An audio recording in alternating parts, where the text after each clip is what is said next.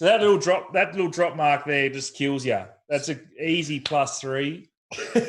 You can't be, and no one knows. He doesn't know. He's like, all right, I've got the handball balls there, but there's probably, or his ownership might be 20% of 150,000. So how's your maths, Dave? People in Australia who just side all together at that. So we've got a question from Lecornu339. What were your trades this week? So you made a heap because you got you had all the boys that fell out of favour, didn't you? Yeah. So I need a new ruckman because Jacobs got dropped. So I traded him for Naismith last night, who scored well enough. I feel sorry for the bloke, but he scored well enough for me. And then I went Bennell down to, I can't pronounce it, North Melbourne's second ruckman. I think his debutant called Zeri. Cherry? Cherry? Oh, it could be Cherry. Xavier, I think maybe. But and then with the extra money I made from those two trades, I could pick it up to Jai Simpkin, who's the form player of the fantasy comp, due to go up a lot of value and looks a must-have. So I think he was the main target all week. I aimed to get him in all week. Didn't know how I was going to get him, and then selection kind of forced my hand when Jacobs, Pickett, and Bennell got dropped, and I found a way. I think I had $1,000 left in the kitty, which was, you always feel good when you can get that trade through. How many hours a week are you spending on your fantasy? When you were kind of in that sweet spot when you won it, like the last few weeks, did you have to like quit your job and just go part-time or like full-time fantasy? No, you spend a bit. I didn't spend as much as you could, but it just spends a lot of like your mind time. So I'd be sitting watching TV or in bed with the missus or at work, whatever it is, and just the head's ticking. Is it Seb Ross or is it Cunning? Like you'd just be thinking all the time about what you should do, what your move should be, how things are going. So in terms, I'd almost spend 80% of my woken life thinking about it. In terms of looking at stats and everything, a lot of that's done pre-season, and it's kind of ingrained in the head. And I watch a lot of footy, which I should have gone Adams captain, by the way. But yeah, you could probably spend an hour a day on it, like looking at stats, who you're going to draft in. Like I was looking at this Xavier or Zeri or Cherry's BFL scores, and you go down a bit of a rabbit hole there. But it's more so I'm always thinking about it. Yeah. Which kills you. And that's half the reason why I retired. I didn't play last year. So it's just better for your mental health. And how many cars can you fit in your car park? Yeah, plus I haven't got a 3-door garage. Yeah. Only enough for the 2 Toyotas, mate. What's going on here? Brad Miller, Adam Snyder. What's Brad Miller? Brad Miller's in the GWS box coaching. That's about my range. Still a bloody good looking rooster. Hasn't left him. The Brad Miller, Peter Miller from Home and Away, yeah. I think don't want to get too far into the soap opera type stuff, but I think they're no longer. Oh no, I know they're not, but yeah, the police officer. Home and away. Right, look at me. Yeah, so Grundy last time in the prelim versus Mumford got 72 hitouts, 175 fantasy points, which if anything over 100 is good. So he almost doubled what's a good score. So it's surprising they brought Mumford back to verse Grundy. I would have thought they'd either double team with Sauce or try something different. But then on the flip side, he's a pretty angry animal, old Mummy. Mummy will be good. To get a game all year, so he might just come out here and really bash and crash. Yeah. So he'll go to the paddock for 4 weeks after this one, I reckon. Yeah. Just so you know, Phil Davis is already Whitfield. How? Mate, so You've got him. no. Oh, so he's a shark. Yes. That guy's a. Oh, that's a yeah. He won like $1 million US competition about you versus the shark. They get you. You 2 boys you told me put in have scored 0. He's a shark. I know, mate. Now I know he's a shark. He's a million. He's won $1 million. Oh, well, brilliant. He's taken my 100. What's his name? JX. Is that what they call him? But we've got the same players. We've got the exact maybe same. you were right. See if you had kept. See, he's put 1,000 teams in here to get the right team. I'll get him up here. What's his J? I don't know because I don't play JK. I don't play it, but K. he's like 1, 2, 3. This guy. I've done draft stars or something for the first time ever, and I've versed the bloke who's won $1 million on it. Head to head. Head to Dark head. Lord, they all call him the Dark Lord. Oh no! Oh, I'm retired from that. How does draft stars work for the? What do you get? Like, It's fantasy, but you verse. It's daily fantasy, so game rather than by game. you've got your salary cap, they go up in value, down. You pick your team for the night, and you can win cash off other people who are playing it. It's like gambling / fantasy, which is why I've never done it because my two addictions in life are punting and fantasy. So if I combine the two, it would be a recipe for disaster. You reckon you weren't sleeping when it first was going on? Binger Daniels. He's small. Oh, here we go, my boy. Rough head. Mick, who's your tip for the flag? Who do you like for the flag? Well, mate, I went out on a limb start of the year and said your old mob were going to take it, the Weagles. Yeah. But they will get 7 in a row. I feel like they're just foxing at the moment, X. So look at De Boer over that. It's easy. You reckon they're foxing? He's No, green. not foxing, but I think they're just but nearly half not interested. They just look fatigued. Yeah. I don't know why. So I'm thinking, and it's easy to say now, but Port, especially if they go home for like 6 or 7 weeks after this first hub. Port Adelaide Football Club.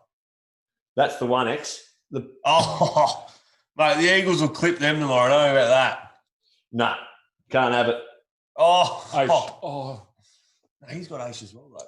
Oh, They're no good to me. We've got the same. We've got 8 of the same players. so who do you want? It's like Josh Kelly versus. Who do you want? It's like Josh Kelly versus Dacos. And he's got Kelly. Yes. Oh, so he's beating you. I don't know, mate. Got a cheat code, I think he's got a cheat code. Get the Chris. Who have you got? Give me got yours. a short option there, Nick. Hey, Mick. Yo. He's on now. Oh, You're still playing yet, Werribee? Yeah.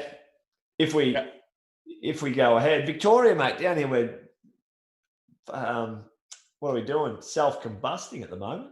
So I heard on one of our stations over here in Perth. good spoiled. Good. You maybe drop him. No, we saved old Grundy getting a plus. Oh, the Bunnings sausages, is it becoming an issue because we don't have it over here? Yeah. But Bunnings have set their rules around Victoria. So Bunnings no snags, no $2 snags until you guys stop infecting each other. Yeah, and all toilet paper rations, all that shit. So hang on. So WA Bunnings don't do the snags. Yeah, they do, don't they? No, but we're suspended. We're suspended because of COVID. Well, mate, I have to apologise. I know how much you love a Bunnings snag. Mate, I used to tell the missus. I used to tell the missus I was shopping. I used to go get the snags. Onion, mustard, and the key is the mustard sauce combo. What? How many sausages could you eat in one sitting? You reckon? Nah, it's funny. I'm not a big eater. I know you'll laugh. Like literally, I had one shake today as food. I haven't eaten, but I just drink beers. Yeah, it's become a bit of a hobby. Yeah, it's a hobby. It helps with work too, though. Just frees me up a bit. Oi, what time are you getting up for work? Morning brekkie radio, 6 o'clock start. I saw a video of you getting in there at 5:59 the other day. Bullshit. My alarm goes off at 4:53. I feed the dogs. I go to work in my pajamas and I have a sit in a meeting at 5:15 or 5:20 and then head to the shower, have a shower at work. Yeah. Get ready at work. You've been how's your fitness? Jeremy Cameron, is he going to break the dark? Yes, he has. Yeah, he's off. Very good. How's me fitness? He's got rid of the mode too, old Jezza. Yeah, he's back to being that country boy we love. Yeah, he's dipped the rod in this morning, gone fishing, flicked the lure. Now he's out and spotless in front of no one, as per, ready to kick a bag. For a second, he thought he was a Bondi boy. Yeah. He just forgot where he was from. Yeah. Where is Dartmoor? It's Dartmoor. I think it's a Dartmoor, Mick, do you know? Dartmoor, yeah. Anywhere near your neck? Nah, that's Dartmoor is who do you play TAC for? That's Steve Waugh in the corner. I think it was That's Tugger. Tug of War. That's Tug. What's he doing at the footy? He's got a beard, Daz. He's got a beard. Tugger? He's got one sitting in front of him. Yeah. Oh, a beard. I was in a beard. But how's the beer? Why is the bar open for one person? What's Tugger at the footy for? 2-pack. He does something with the Giants. He's like on their. Oh, he's got some sort of official role with the Giants. I can throw it in him. Tugger. Gee, that 100 at the SCG. Crazy. Just squirted it through point for the triple digits. Was it the last ball of the day? Need a upstairs. Oh no! Do you know who bowled it? Was it Matthew Hoggard? Nah, it was some reason I always Giles. It was Giles. Giles dropped it short. No, it was a bloke, a blonde-haired off spinner. I think his name was Dawson. I don't know why I remember that. Real vanilla off-spin bowler. So I'm thinking the Giants have come to play here tonight, X. Mate, I've picked him for the flag. So you reckon Giants flag? I'm thinking West. I'll stick with West Coast, even though that's blasphemy coming from myself. But yeah, what's wrong with you, mate? Well, I've got to have an impartial eye now that I've ventured into the media space. X, a bit like you should. You get those blue and gold glasses off every now and then. Actually, I'd tip free off. They're any good. I tipped them this week. I've tipped them the last 3 weeks. I'll tip them this week as well. What are you making of the GC? I spoke to you during the week about it. Well, they could have only been 4-0 last year, but I do think they've nailed their kids this time. I reckon the jury's out on like the Ainsworth, sort of that crop. Yeah, but I don't think they could be good players. Don't get me wrong, but I don't think there's too much doubt that Lukosius, King, Rowell, Anderson, they're going to be good players. Yeah, no, they're actually scary. The best one I reckon of the lot will be King. Yeah, he's something.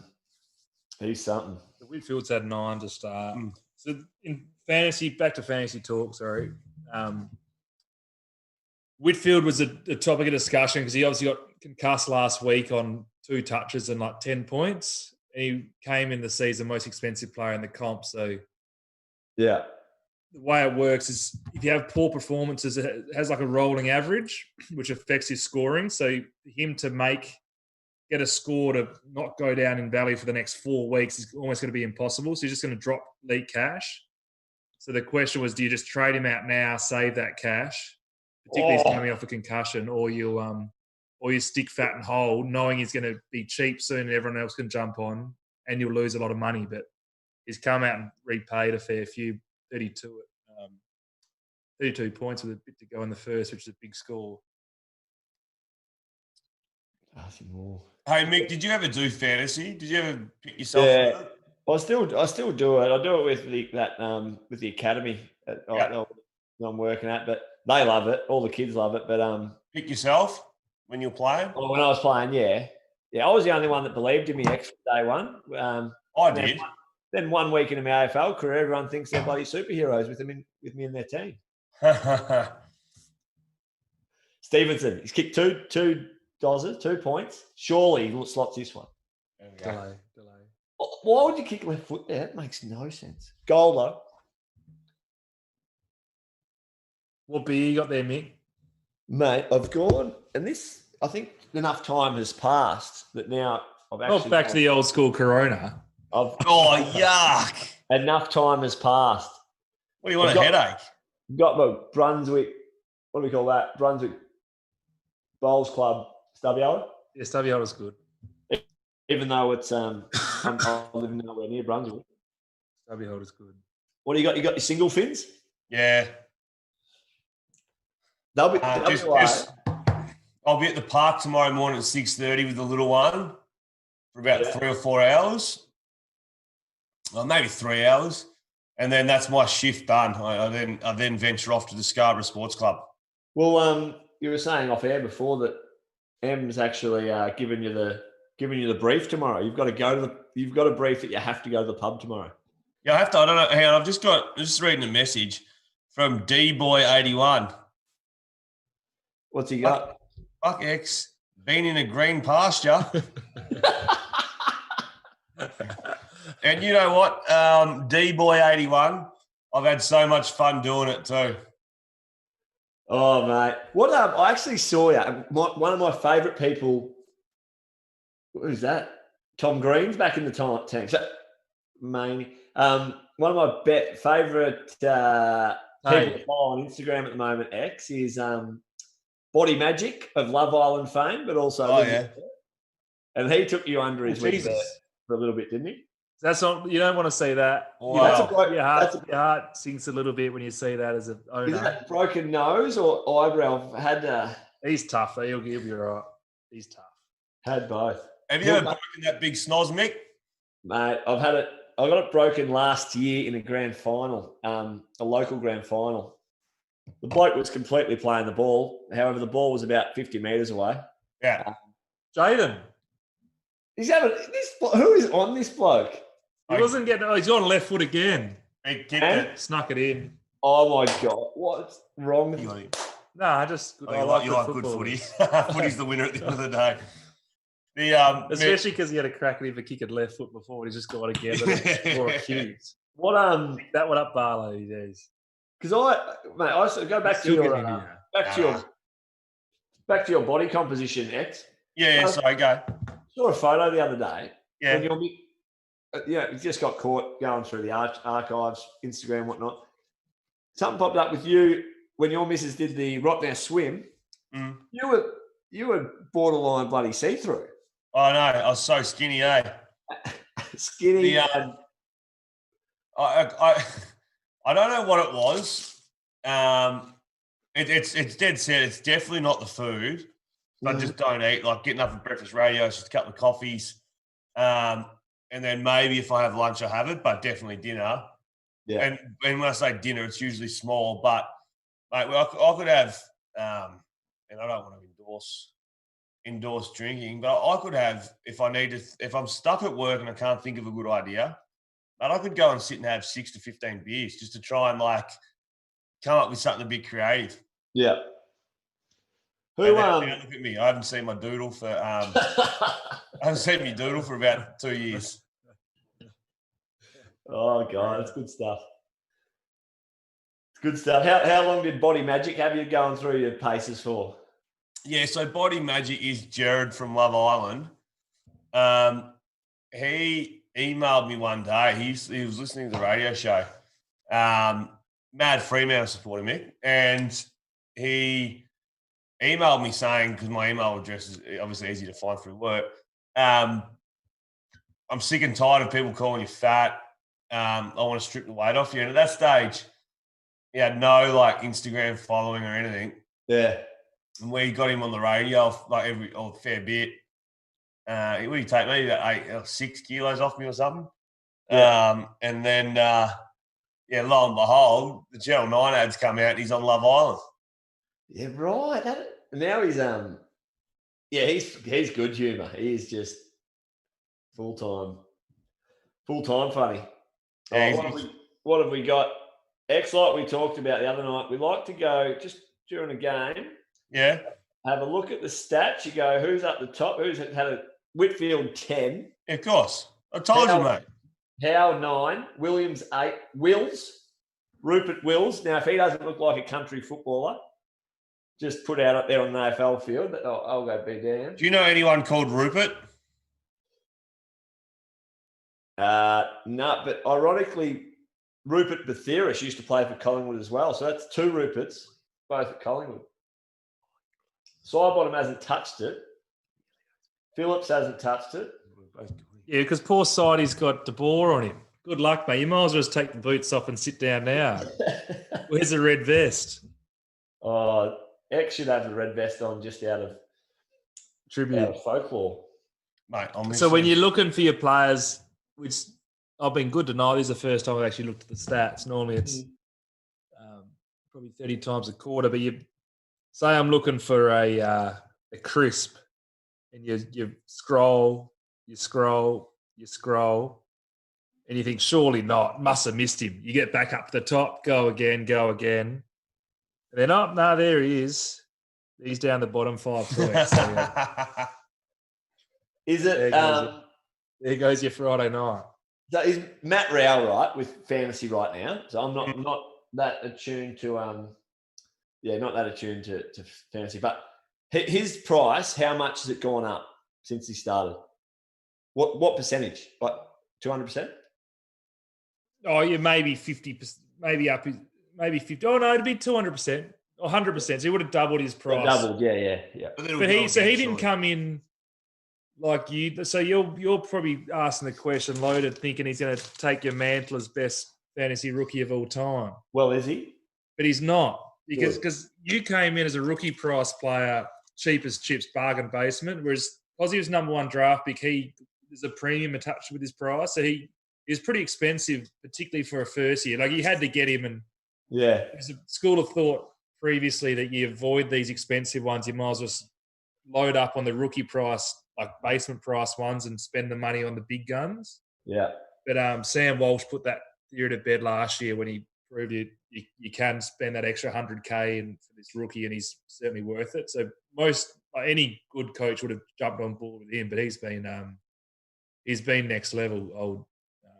Old Brownlow, they call him. Anyway, on Twitch, maybe give us a bit of a feeler on Twitch who they reckon outside of Rowell, first-year player, outside of Rowell, who's going to be in the top 2 or 3 fantasy scorers as first-year players this year. So fire them through. And Salby, who are you thinking? So Rowell, then who? First-year player. Yeah, so it's almost Rowell then Daylight this year. The shorter quarters has hurt the young guys a bit because normally they'd get a bit more of a run, whereas now they're just, even like your Anderson's getting a fair bit of bench time. But there's a guy who's playing this weekend for Dockers debutant, Sarong. Yeah. He's Sammy BB Triple B 777 just said surely Caleb Sarong. Yeah, well, his junior numbers were on par with junior numbers. Have you gone that deep? Oh mate, I go deep. I go real deep. So I've built not an algorithm, but I've built this thing which I've got every stat anyone's ever had since Burgoyne's debut, given he's the oldest player, all loaded up, and I've a couple of metrics which tick the box. And yeah, Sarong's one which his numbers were as good as Rowell's, and obviously playing for Freo, hopefully he gets the opportunity. But yeah. So we speak about the Hall of Famer Mickey Barlow, but the absolute breaker was your Xavier Ellis, because part of my metrics were early draft picks, coming off an injury because they come in discounted. If they missed a bit of chunk of the previous year, they come in discounted. Play more. They don't play defensive position or forward. They play more up the ground or in the wing. So this bloke ticked all the boxes. So when every time you'd start a new season, this bloke X number pick 3, X number pick 3 comes in pretty cheap, and he'd pick a calf or do something. He'd let us down. So, do you do fantasy on grand final day? I would have scored well then. Yeah, we had quarter time. We got there. So that's the other one. We'll talk about it. But so they don't count in your price and your score for the following year. So you look at a lot of people's performance in finals because it's like, well, they can score that. It's not built into the price. So someone like a Jeremy Howe and a Nick Haynes, who had a great final series last year, still came in cheap, even though he had a big final series. It's like if you can score like he did in the finals, he'll be a great buy, and he's proven to be that this year. So got another tick which you looked at Xavier, early draft pick, good finals performances, injury had, prone. Starcevic from the Lions. He's second year, I reckon, but he's He's third solid. year? Oh, he hurts me because I actually haven't got him in my team, and he's proven a good cash cow. So he's in terms of cash generation, he'll probably be the second best young rook. Yeah. Then we've got a little phony 2, bit of a Pies fan, reckons they're going all right. So they're up 2-2. Was all the Giants, though, I thought, first quarter. X down there crossing live for Channel 7. What do you make of the first quarter? Without taking the mickey, I thought GWS moved the ball well. If it stays reasonably dew-free, I'd be looking to shut. I would be looking to shut Whitfield down, and I reckon Cornelio's your danger man.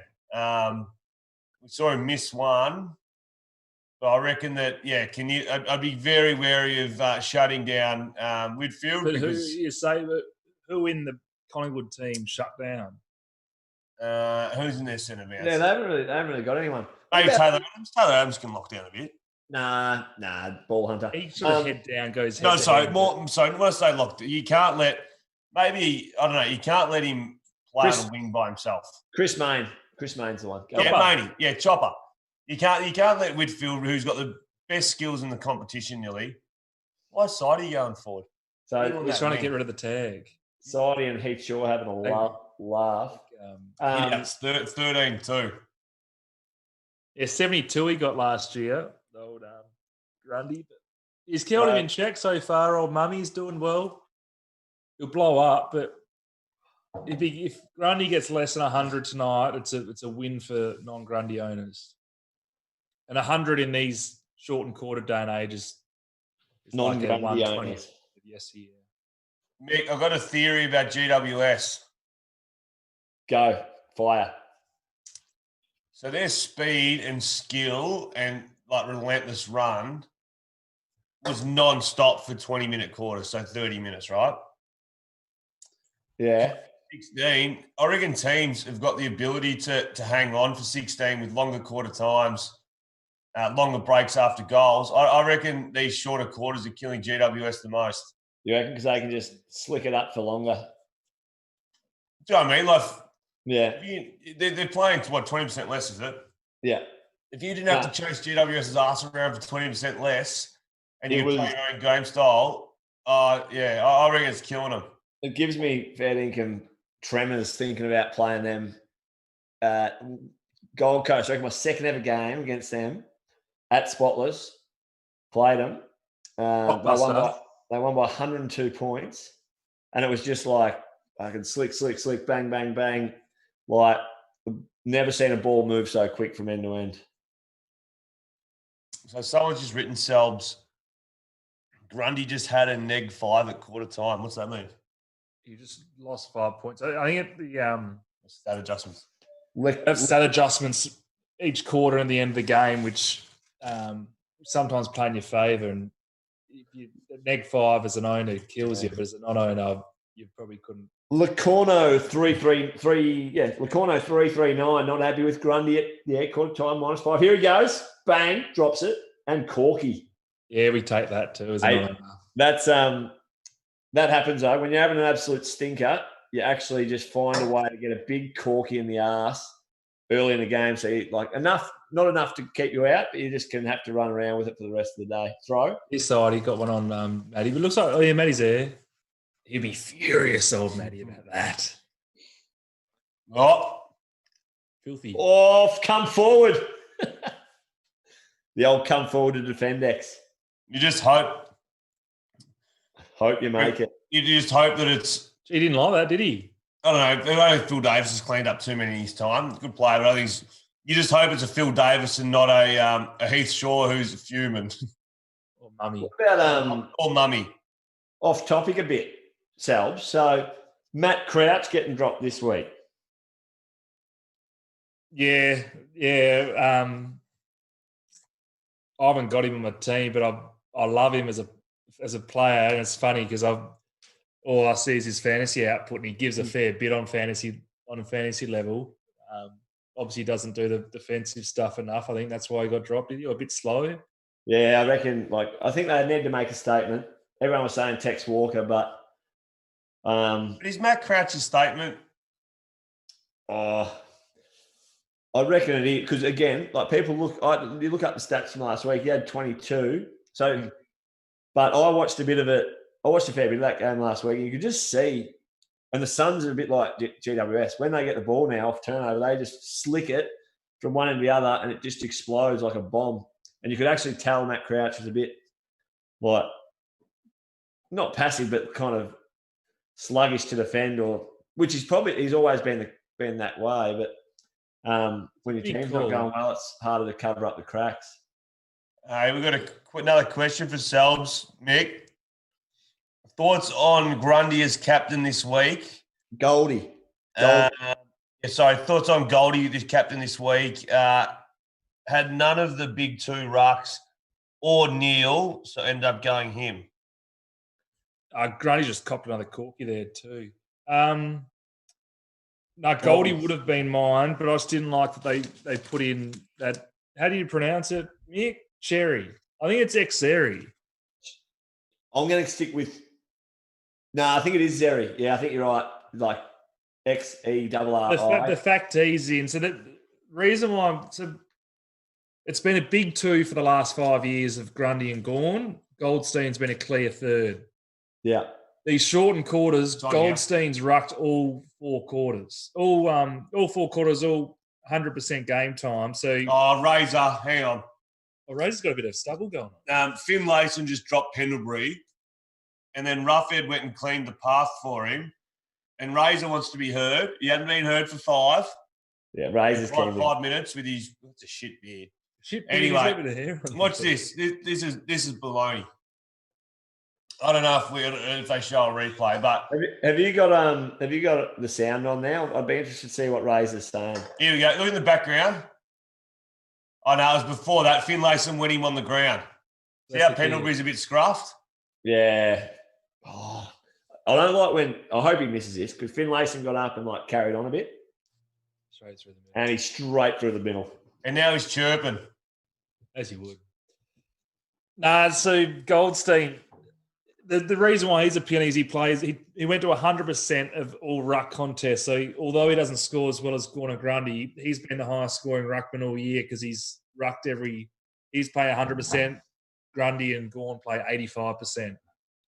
But now they've got the second ruckman in. I'm just cautious of him taking some time off Goldstein, so I probably wouldn't have skipped him. I've gone Doherty, which is a bit of a soft move because everyone's got him. So if he does shit, it means that although he's my captain, I won't be too bad off because everyone at least owns him, so it's not going to be a double whammy. Whereas if I went Tay Adams, who I was toying with, and he does shit, lots of teams don't have him. Plus, he's my captain, so I'd really fall down. So it's a bit of a safe move going back. They love the chirp, the GWS. They always have X. Get the king. Imagine I got the king. Oh, you need a pot? Lucky. Oh, yeah. I'll have it after. Forgot me mic was on there, Mick. So do you want a beer? Yeah, I'll go for a wee after. Is your choice. I'll order it on my. My Em's ordering now. She's already ordered. Yes, whatever, but I'll pay. What do you rather? Yeah, I'd want a burger either, mate. You're offering me a burger or a pizza. It's like East Freo, I know the cuisine well around that area. So what are you looking at? Burger or pizza, you said? Well, you could throw it out to the listeners. What would you rather, a burger or a pizza? Well, I'm making my own burger in about 15 minutes. Making your own? I'm a bit more, it's a bit of leftovers from last night, but... Oh, mate, how's this? Last night, right? So I cook at home. I've gone the Mrs. Veggie 20 weeks pregnant. So there's a lot of things you can't eat. Anyway, we had lettuce and went to... No, you can't even have lettuce, maybe. Anyway, I've gone the halloumi burger.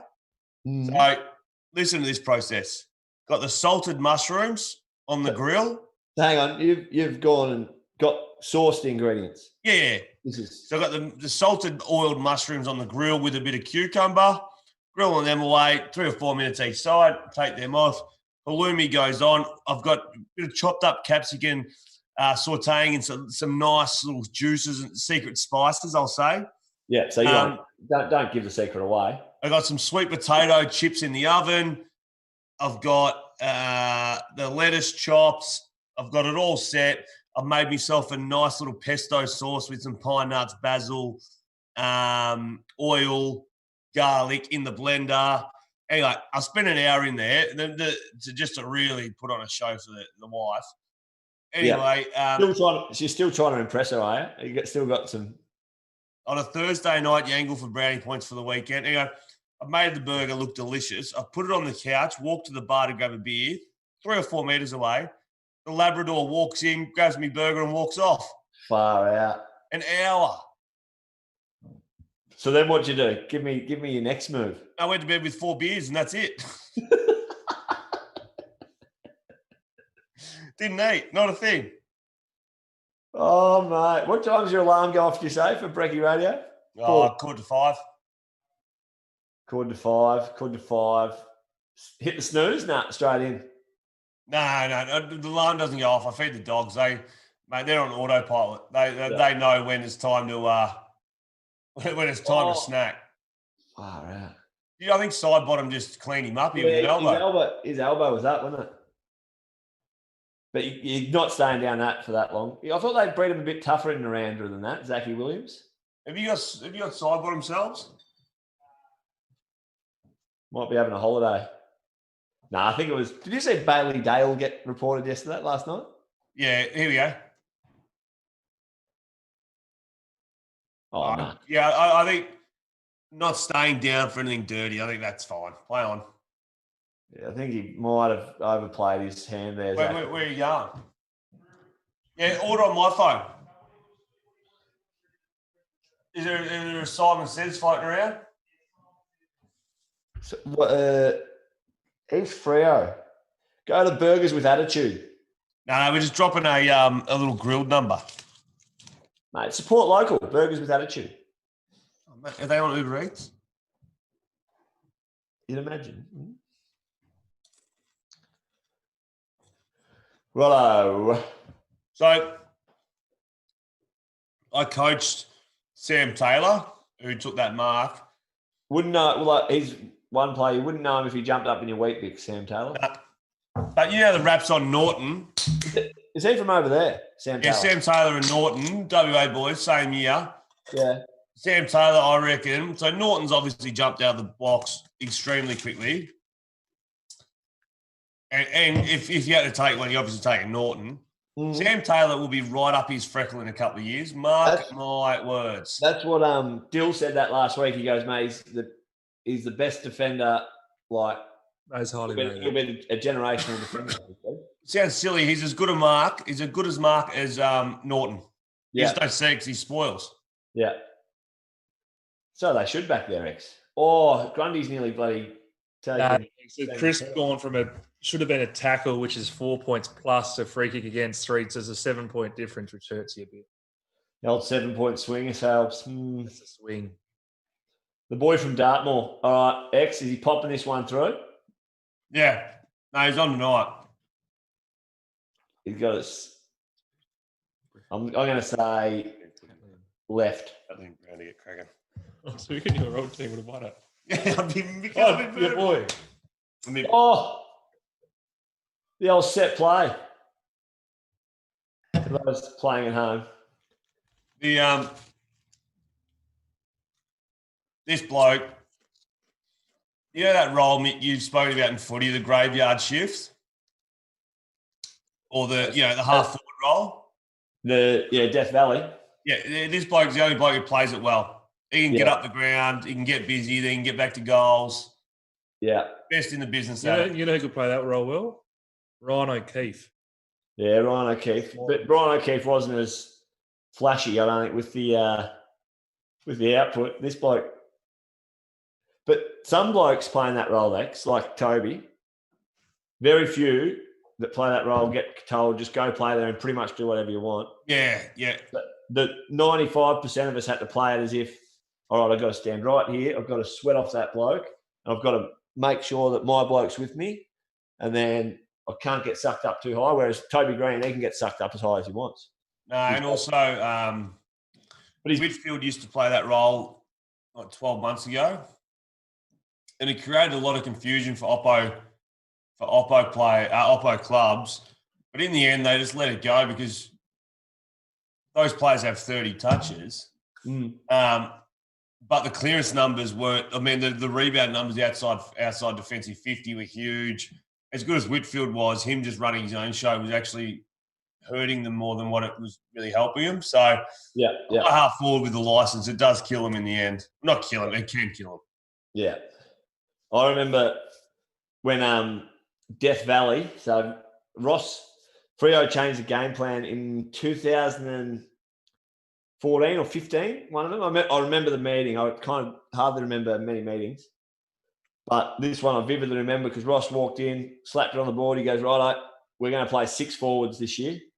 And I used to be the 6 forward that went in the stoppage. And right then I was like, oh, fuck.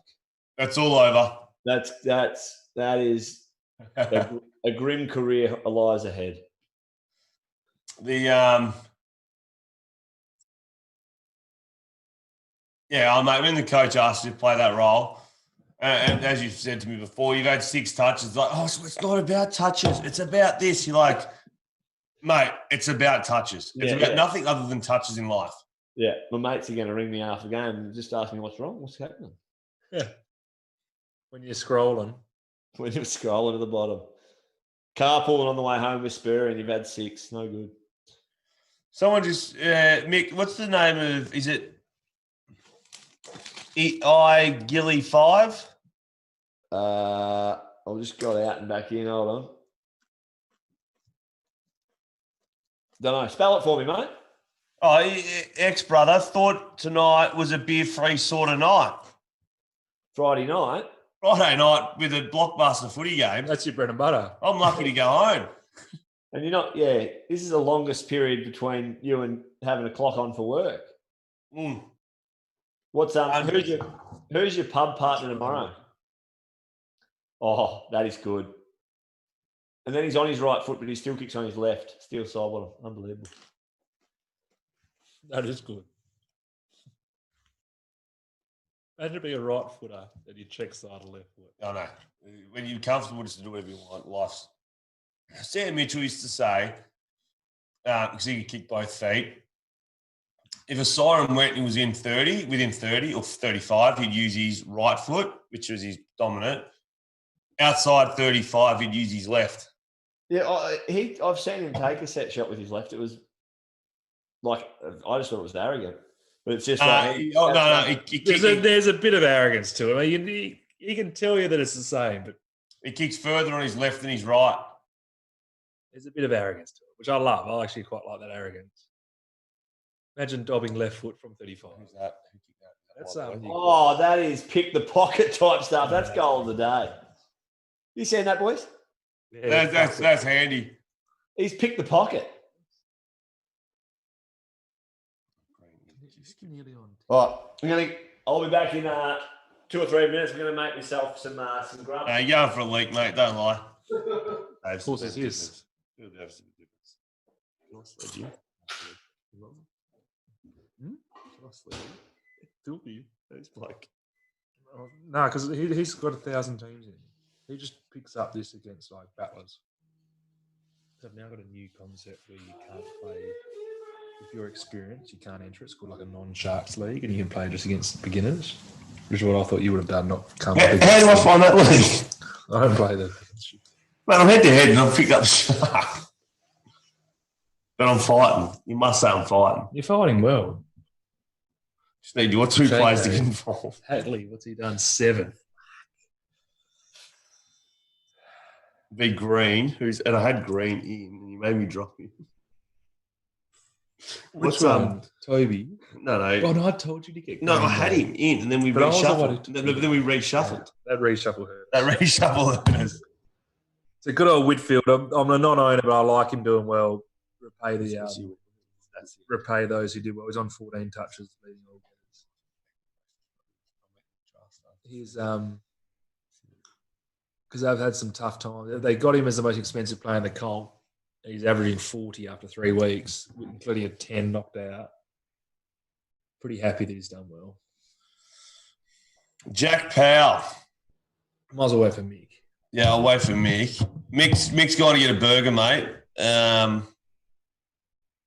So I've seen your point, mate. I'll take it up with Mick when he gets back, but the answer's pretty obvious. Oh shit! I can hear you from here. Throw it at me, and I'll stew on it. The question is, Mick, who gets the Norm Smith? X in 2008 or Mick in 2013? Well, I think X contributed a bit more on his grand final than I did. Look, I was serviceable, but X, mate, in your own words, you were outstanding. You guys were never going to get us in 13. 13? Yeah, no. I shouldn't say it like that. I reckon Maine's moved up to. You guys just suffocated us first 15 minutes. A couple of moves from Clarko were top notch. The old take Mitchell, Sam Mitchell getting tagged by Crowley to Fife and get McFarlane on Buddy, get McFarlane out of the way. Mitchell just went and stood in the hip zone all day, didn't he? Yeah. Oh my God, Toby Green's the best player in the competition. He is so good. That's pretty good. That was pretty good. Is he getting votes in the Brownlow? So Chopper Main's got the job on Whitfield, it looks like, which it's one of the old, not that I was a possession winner like probably yourself, but a few of my mates were. You never want to have too good of a first quarter. You want to get like your 6 or 7, particularly when you're playing reserves in the waffle where they still take stats, but it's an average comp and average coaches, and they get the stat sheet, look at it. Anyone over, if you've had 9 or 10, they go to their tag and say, mate, lock down and in. Close him. And that's in for the day. Whereas if you just get your 6 or 7 was kind of the sweet spot, and then you come back with a couple of 10s to finish. Mate, whereas poor old Whitfield's gone at 13 in the first. Yeah, now he's in all sorts. And now he's got a shadow. Who's shadowing, maybe? Yeah, we called it. Pretty much. Pretty much in that committee. Hey, Mick, what do you think of Perryman? Well, I mean, favourite player at the moment. He hasn't been cited tonight. What do you love about him? Love his no fuss, country attitude. He's a real, had a beer with him once, just real kind of slack jaw type operator that gives you the time of the day. Loved it. He's a very good man. Loves fishing. Loves fishing. They all love fishing up there, don't you they? gotta respect a man who loves their fishing. Life's good. If you like fishing, I can't do it. If you like fishing. Gotta respect it. Bit of cheese. Who you got with you there, Mick? Mate, I'm thinking about throwing an egg on one of these things. Get the egg on it. What's he whipping up? You're making a burger. Oh, he's making one. Jeez, that's your rookie. Just a bit of leftover special. Fish burger. That's Toby done. Nah, it's all right. Oh, that's playing on. Wanted the ball more. I haven't seen much of Adams recently, actually. Nah. Which hurts me. Yeah. Who's jumping? Is that Brown? Nah, that is Brown. That's Tyler. Which Brown have I got? No, that's him. He looks like a bit of a fucking... Tyler, you got to take that. He looks like a bit of a... Darcy more marking. That goes for 6. It's a great kick. Do we get goal assist, mate? No, that's your boy Taylor. Perryman. Where's my boy Brown? He'll be around here. He's around this area. No, he flicked it. Is that him flicking? Yeah, he flicked it. Rupert. Crispy kicks this. Kick it. Yeah. See us. He's called him. What was old Nick doing? Yeah, he probably should have got that, shouldn't he? He got a flat tyre. Probably should have got it. He got a flat tyre. It's a big +9. He forgot to jump. Big +9. I haven't checked the stats for a while. We're going to throw an egg on one. Do you double fry? Do you fry both sides? With the burger, I like to leave it a bit runny. Yeah, fair call. What about the cheese on the on the patty mid-fry. A little bit of spinach. Look at this. Ready? Now you're telling he's always Pulled like an Emilio there. So I'm making two. Oh, yeah, maybe I was a bit harsh. Good goal. Ash's bench. I can tell his junior stats are good. How do you get his junior stats? Oh, mate, it's a big off season. How's that? I'm not gonna lie. I need Josh Kelly to do a hamstring. Better getting 1-2 out the back.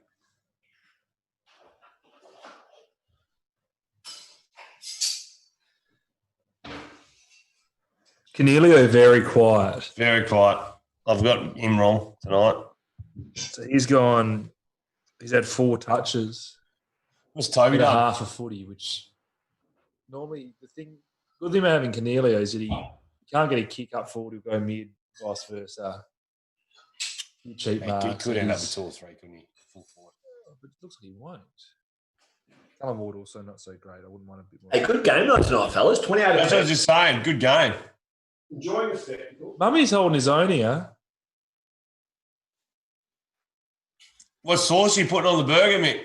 Toby. That's chopping the arms. That's Tyler. Yeah, no, but I didn't kick. Or was it Callum? There's 2 of them. No, I think I'm 6. Yeah, I'm 6. Yeah, Tyler's 6. Jeez, how's he got the good number? He said there with Kelly. He's at Callum's got 29. his 17. No, the good 6 on the back at the Pies, you'd be doing pretty well in your first year. All right. Who won number 6 at the Pies? Mate, Sauce, I've gone with like Brody the... Holland? Yeah, mate, it was nuggety dark-haired man. It was either... I think Brody Holland wore it. what was the career? You know, like a double figure. That should, I know. that should be... Bit of gourmet. Ball. What are you going with? How's it looking, Mick? So I've gone with the... Oh. Gone the double. Not a bad show by you. Do you know that Kewpie sauce, the Asian or Japanese sauce? Yeah, quality. I went with the chipotle type of one of that. Oh, the sriracha. Yeah, Jack Powell's got me back, doesn't he? I was playing one good leg in that, Granny. Hey? Why didn't you play that, Granny? You did your calf or something? Is I played 2 quarters for the year. that your last year? Last year?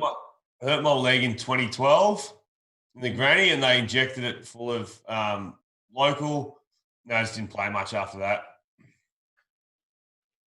And then then Fremantle flew me over to Fremantle for a meeting. That was. I love how you're unashamed about that. The Freo on Freo's dollar. Yeah, no, well, mate, if the coach turned up, I would have been more respectful.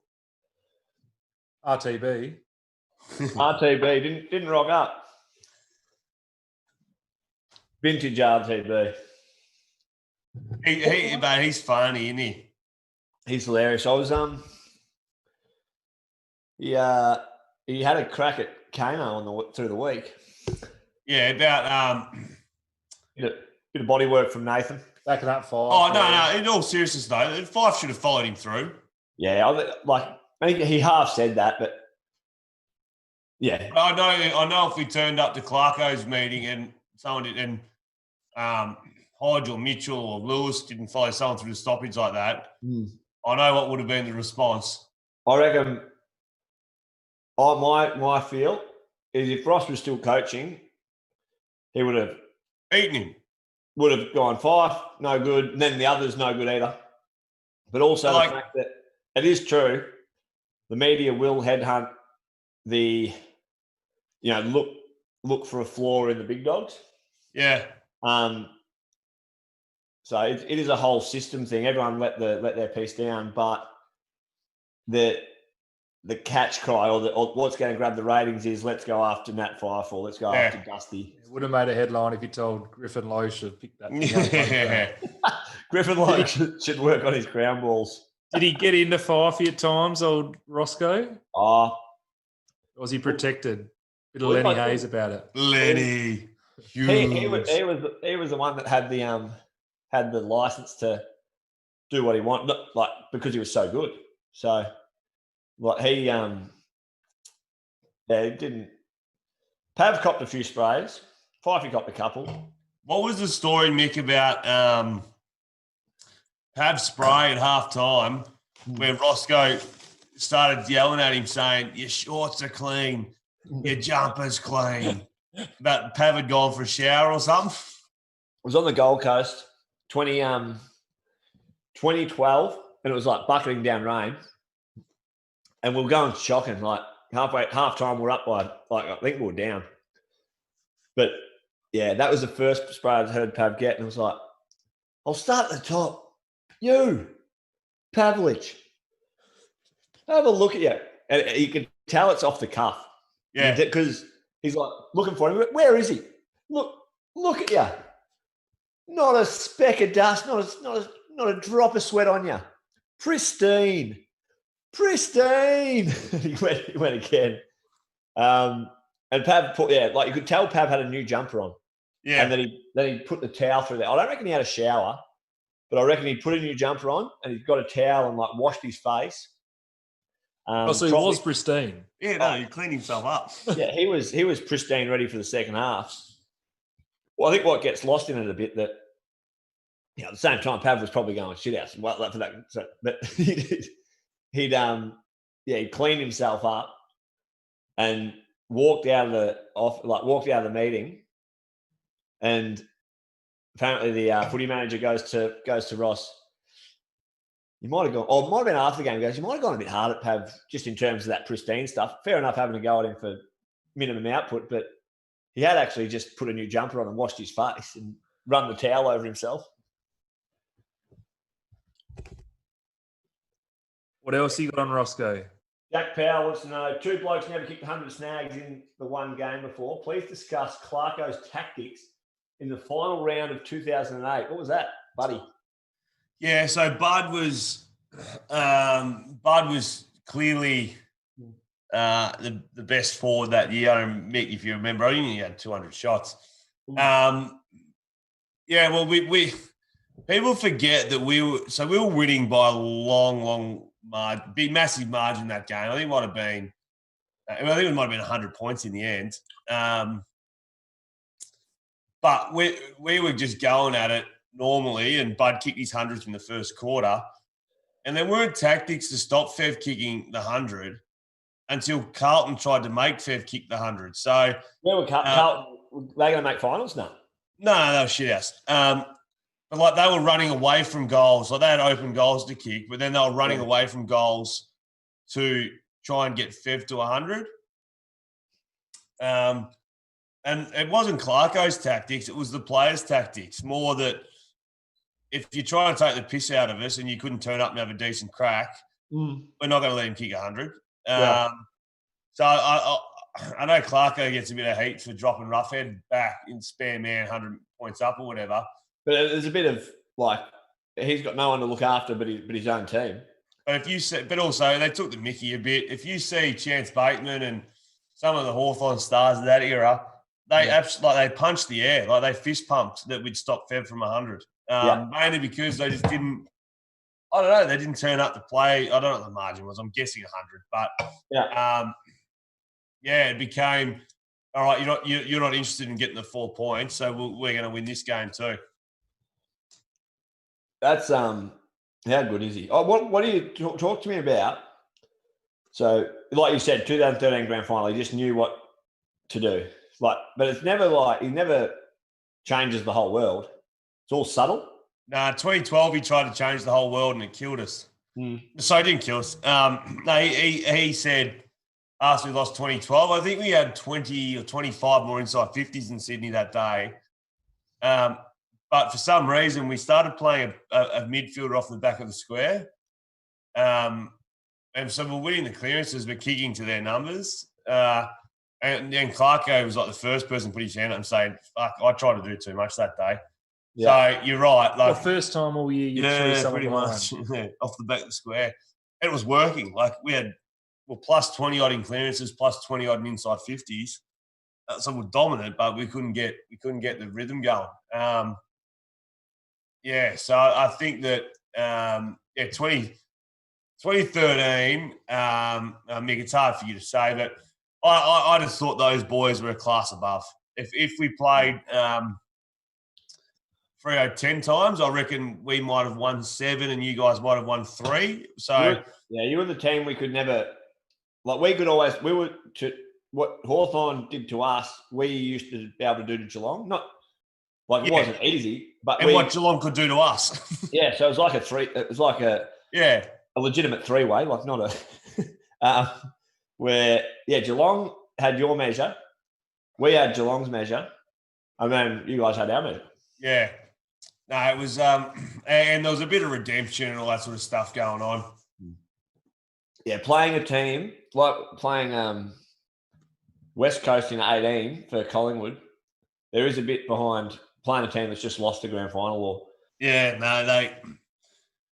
especially if it's if you make a grand final, you're a good team. But if it's a consistently good team over a period, so like, Hawthorn after 2012, Geelong after 08, those teams that are genuinely good and decade sort of teams, you don't want to get them off a year that's not good. Mm.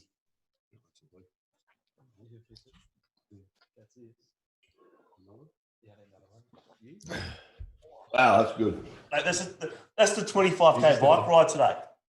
What have you done, a calf? You can't both leave me. Mick, say who Mick goes back here. Hang on, bear with me. Zave's just done a calf. He's actually done a calf. Get up the stairs. What have you done? He's just done a calf. He reckons he did a 25K bike ride this morning. And then he just stood up and did his calf. So someone just said to me then, because I traded out Cornelio 2 weeks ago. Mm. Didn't want to, but because he was expensive and Cal Ward came back pretty cheap, so I could go Cornelio down to Ward, which didn't cost me too many points, but it made me a lot of cash to then be able to put that on top of. I think I put it on like a Robertson from Saints and turn into Jeremy Howe. Is Robertson in or out at the moment? He's been dropped. I don't know. See, leadership group, when he played, he was good. Yeah. He was like a big bargain this year. Everyone jumped on board, played one game, got dropped, the Sainers. But this bloke just said to me, I must have got the inside scoop from Matt DeBoer that Cornelio was going to be no good. But no, I certainly didn't get rid of him thinking he was going to be no good. I just needed to try to find some cash. And Cornelio was the only way to do it. Let's have a look. I've got a little bit of satisfaction in him having. Well, Ward hasn't. Have a look at the stats. So Whitfield 16. So Maine's gone to Whitfield. Howe's had 16. Howe's good. So he's a member of Moreira's Magic. Old Jeremy Howe. Williams 15. Maynard 13. Toby Green, mate, 11 and 2. He's a freak. He's a freak. What makes him even better is every week, like in the opposition would have a plan for him. Oh, he's the one you circle. Yeah. So the other thing which makes him better is that he could run in the midfield and get 40 if he wanted. Yeah. Well, he has. Well, his career was probably early days when he was doing that. He'd get a lot of the ball. Early days GWS. He's only 18 or 19, but could be largely non-efficient with the way he used it. But then he just grew up, and now he's just every possession he gets is phenomenal. He's a freak. Is there like there's all those blogs and that for fantasy and that, isn't there? You have like forums. Do you get in on them? No, I don't. But like when I was a kid, like you have big footies and all them sort of things. Yeah. But someone put up something today saying I heard on Big Footy that Grundy was going to be a late out today. So it's just not worth you. It's not worth your time. That sort of. So Nathan Jones got omitted this week. Nathan Jones. He was omitted last week, but obviously they didn't go out with the game. And Neville Jetta omitted. That's the one I don't quite believe because Jones they've got a midfield of yeah. Trucker's finally getting a run. Oliver's a star. Viney's looking really good. Yeah. Bit of redemption. They've got the new wingman in Langdon and Tomlinson. There's no real space for Jones, so I'll cop that. But Neville Jetta's probably, in my opinion, was second to Dylan Grimes from Richmond as the best mid-sized small defender in the comp. He's They're not gone that good, are they, old Melbourne? No, hindsight's a beautiful thing, but yeah, I thought going into this year Nathan Jones would struggle a little bit, like in terms of what they've got around him. But Petrarca playing more midfield. But I saw them live against Carlton, and they were good for 15 minutes, and that was it. And then they got enough of a lead in 15 minutes to win. The D's, I was down in this same spot down in my cave with Xavier that day, and by that point, there was a long lunch, and we were looking and we're thinking the same thing. Well, they're going to win by 200 here, and then they almost got knocked off. Yeah. Classic Melbourne, though, when things are going their way, they look the treat, but then they've got no, like Tom McDonald, they've got no second fiddle at the moment up there. And Tom McDonald hasn't been going all that well. What was it? Wiedemann was meant to be the next big thing, wasn't he? The big weed, yeah, Wiedemann. They lost Hogan, which obviously hurts you. They played Jackson. He just got omitted though. So who'd they bring in? Pickett got a run. He looked really good. So Pickett's one where I put together like a preseason guide for fantasy. Yeah. And people like it made available to people and make a donation. But Pickett was one where he was like a top 10. I think he was like pick 13 or 12. So he came in expensive for someone who's a forward pocket. So I wrote him off. But watching him round one when Eagles, when no one else gave a yelp, he was really good. Yeah. Had a bit about him. So he definitely come in. But now, there's something going on with Burnell. We speak of big footy. I'd hate to see what they're saying in big footy. Yeah, I wouldn't have looked at. You can't look at those things if you don't want your mind to be polluted. Yeah, about Harley because. No, I'd vouch strongly for Harley in terms of. So this guy's popped up. So I've got Naismith only because I couldn't afford this. Mark Pitnet. Pitney. I'll go with Pitney. Mr. Worldwide. Solid team. Mr. Worldwide, they call him, the Pitbull. He's taken the fantasy comp by storm because he's come in cheap as chips, cruises down, and he's punched out a good score against Gorney and then was backed it up last week. So he was a big target for people this week. Is he number one ruckman? Well, Cruiser just can't start in the park. No. And Pitney, and again, it's VFL. Still good standard selves, but... Oh, you run around against him, don't you? Yeah, we played him last year, and he was just dominant. So him, Bruce, were the two that played VFL ruck that you were just like, they're AFL standard. I forgot you know these boys. I should have tapped you earlier. So what's this Xavier guy just got him a team? Can he play? I've seen him play once. I never played against him. He looked okay. I wouldn't say no. He's no Mr. Worldwide. No, Mr. Worldwide. But Pitney and Bruce, they're two that could go in and play, and immediately kind of put it up to the more mature guys. Because when you've got there's a few average ruckmen running around from the comp these days. That's why when Bruce obviously couldn't get a game under Goldie, moved to Melbourne in a 4-year deal. Raise some eyebrows. It's like, well, mate, you're not going to get a run with Gorney. Because he could easily step into. Well, we're watching GWS now. Big Mummy having a run. Jacob's no good the first couple of weeks. I can imagine him for GWS. And I'll ask X this: when a ruckman gets drafted, it's like anyone else gets drafted, you think, all right, got to get to work, got to prove yourself pretty quickly.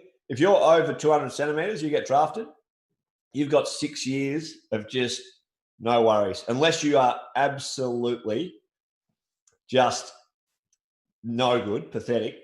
So two players at Hawthorn, Mick. Luke Loudon, I think almost got to the stage of free agency.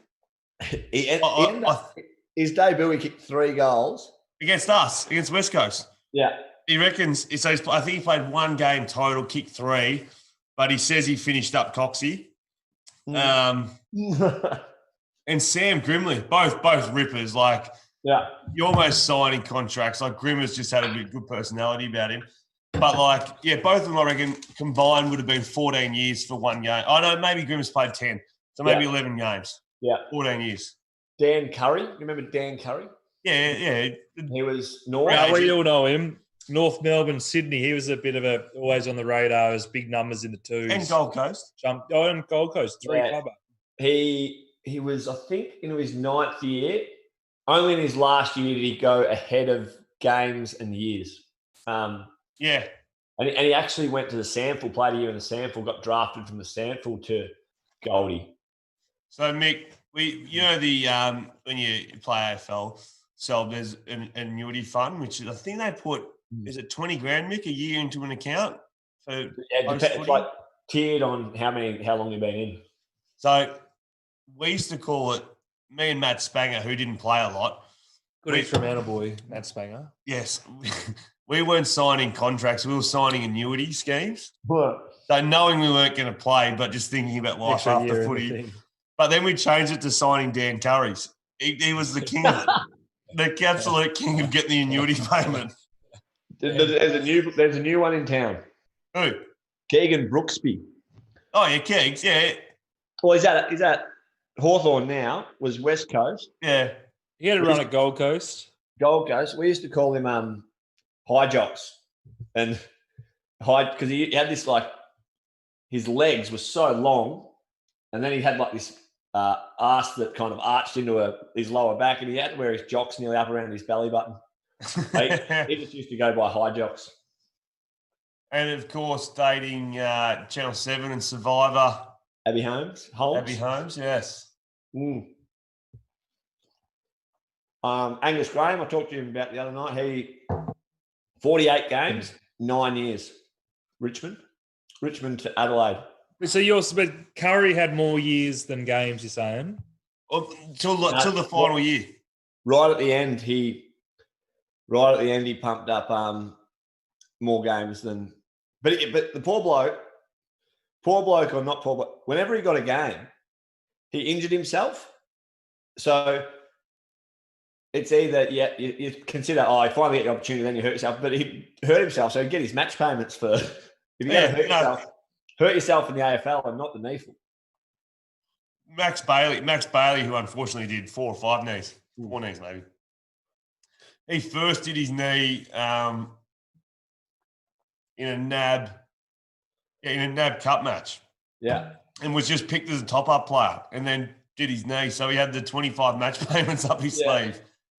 Sam Butler told a story, and you know how funny he is. Told a story about some guy, early days at West Coast, when Butts was really early on. Yeah. There was a big tall bloke that he was the exception of the rule. After about 2 years, the whole club knew he was gone because he hadn't broken a sweat. No good. But he got a game somehow. He was like the last man standing, and he got a game. And he knew he was going to get dropped the next week. But after that game, he pulled up with this mystery ankle injury. Oh, yeah. Have you heard this mystery ankle injury? And he had it. That's footy smarts, if I've ever seen. Yeah, he got delisted for not being footy smarts, but he had 75 match payments for being injured. He got 6 weeks of match payments, and then eventually, like, he couldn't keep it up. So he's like, "Oh, no, I think I'm all right to go now." So he had a 6 weeks. 28 apiece, boys. Settle in. What do you reckon of short quarters, Mick? No, I'm not a fan at all.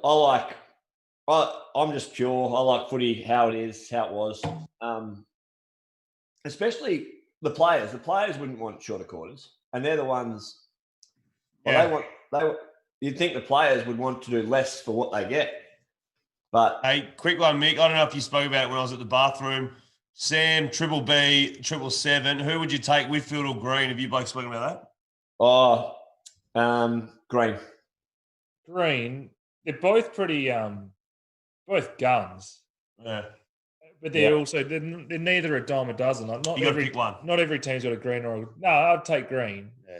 But Whitfield's bloody impressive. I'd be in the Toby Green. Yeah. I've heard you talk about Toby Green. The Brownlow 100 to 1. We got Kev sucks. Cogs is back. He's alive. What about Kev's name here? I'm not going to read that name out. Kev sucks ya. T-I-T-Z. Mickey, what are your thoughts? What are your thoughts on twos players averaging 40 a game and not getting a gig in the ones? So my response to that is in the NEAFL, pretty much every AFL player that's playing in the NEAFL, they get 40 possessions. So you can't pick them all. Played in one game. Played in one NEAFL game against Sydney. And I think 4 players from Gold Coast got 40 plus and 3 blokes from Sydney got 40 plus. And that Jordan Dawson had 23 tackles. So I don't even know how that's possible, but they were the stats on the day. So sometimes I think stats can get a bit skewed. Mate, Mick, our burger order just arrived. Talk to me. You wanted to get Uber Eats as a sponsor. No burgers. An empty bag. They've delivered an empty bag. What the driver say? Hey? What the driver say? What the driver said? Well, no, so he's dropped it at the door. Yeah, drop it door, COVID friendly. It says 1 of 2, but there's only 1. Mm. And anyway. Plow on. Go on. Homemade burgers looking good. We got our chips. I think we've got chips. We've got our chips. We've got our chips. We're alive. What about that? Hugh Lockie Whitfield's a good runner, Mick. Who's the best runner you played on? I tagged Steel Sidebottom one night, and he just glides and ran up and down. He was phenomenal. Bradley Hill, but I never played on him. Bradley Hill and who's the other winger? Out there, Josh Kelly. Yeah. Like just because they're effortless and getting away from you, and in your head you're putting everything into it, and looking horrendous and nowhere near them. Could you run, Mick? Yeah, I was a good time trialer. So I used to do. We have So we used to do the time trial at McGilvray. Yeah. And West Coast used to train up on the top oval. And we'd be doing our time trial. But I talked to Sam Butler about this as well. He reckons it's the best training session of the year when Freo would do their time trial. And West Coast would go stand on the hill and just watch like the bottom corner of the time trial. But my story, I used to go out really hard and just try and hold on. And Matty DeBoer and Tendai Mzungu just used to sit in me wind for 2.9K and then the last 100 just peel out and bolt home. It's pretty clever. Yeah, because Zungu used to take it out, back at the Dockers. Yeah, Matty DeBoer. Toby again. He is something. Matty DeBoer, Tendai, Sam Menengola when he was there for a couple of years. Oh, he's a freak. He's an old East Freo boy. We used to run against him. He was a freak. Yeah. A funny story about Sam Menengola. Toucan Sam, they call him. 2 beers. Yeah, he was. Toucan Sam, they call him. So he was rookie to Hawthorn. That's right. And Andrew Russell, who now is head of fitness at Carlton, the Boom, Carlton recruit. Sam Menengola trained so hard, incredible level of work ethic, would ride 100 Ks in his day off, would run, incredible. Anyway, one day Andrew Russell stood in front of all the Hawthorn boys. So think about like Buddy, Mitchell, Hodge, all the quadruple premiership players, and was like, if anyone deserves to win premierships, it's this guy here. He leaves it all on the floor. You know, he is that, this, he's that, works that hard, da-da-da-da. And then about 2 weeks later, he requested a trade to St Kilda. Who's Sammy? Yeah. Wasn't he a rookie? Yeah. Was it off? Nah, I think Hawthorn drafted him. I feel like he got. Or he had years on the table from Hawthorn. Hawthorn loved him. Hawthorn absolutely loved him. Anyway, he was going to go to St Kilda, and that was the year Ross the Boss up and left. Mm. So the deal at St Kilda fell through. And then he went to Freo, did he? Yeah. Yeah, so Ross must have.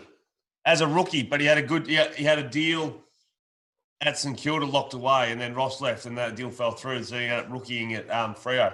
Yeah. Nicest guy. But Hawthorn loved him. He was an absolute, really, really lovely man, Sammy Menengola. Yeah, ripper. 2 cams over X in his game, set, and match for Sammy. Nah, that's because he can run. He runs 15 Ks on his day off. Yeah, dehydrated.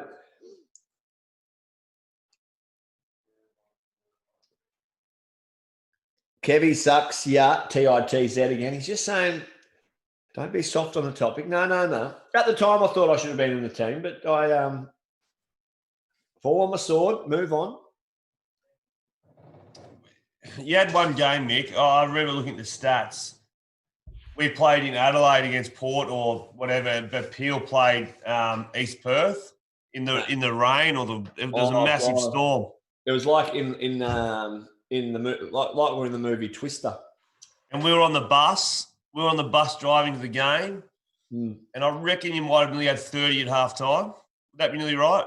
Yeah, I think it would have been. I think I kicked the score was 5 goals, 5 to 2 goals, 1 at the end of the day or something. Yeah. So it was all just in the mixer.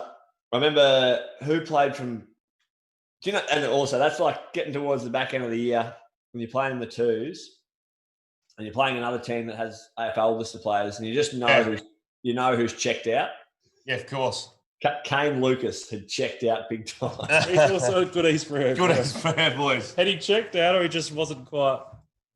Nah, he'd checked out. He'd had enough. Like literally, I think he asked at one stage if the game could be called off because it was like it was hazardous. He would like the short quarters, you reckon? Mummy, the mummify, bang.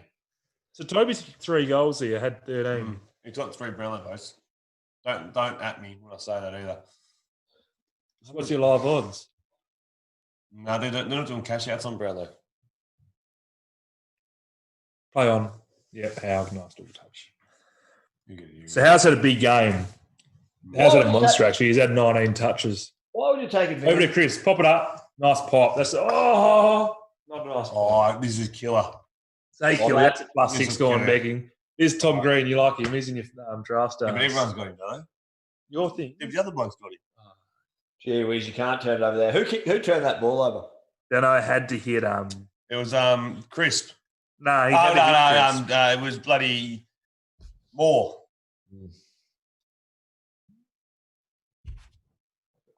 It's a bad miss. It's a bad miss. The blokes put 30 on me this quarter.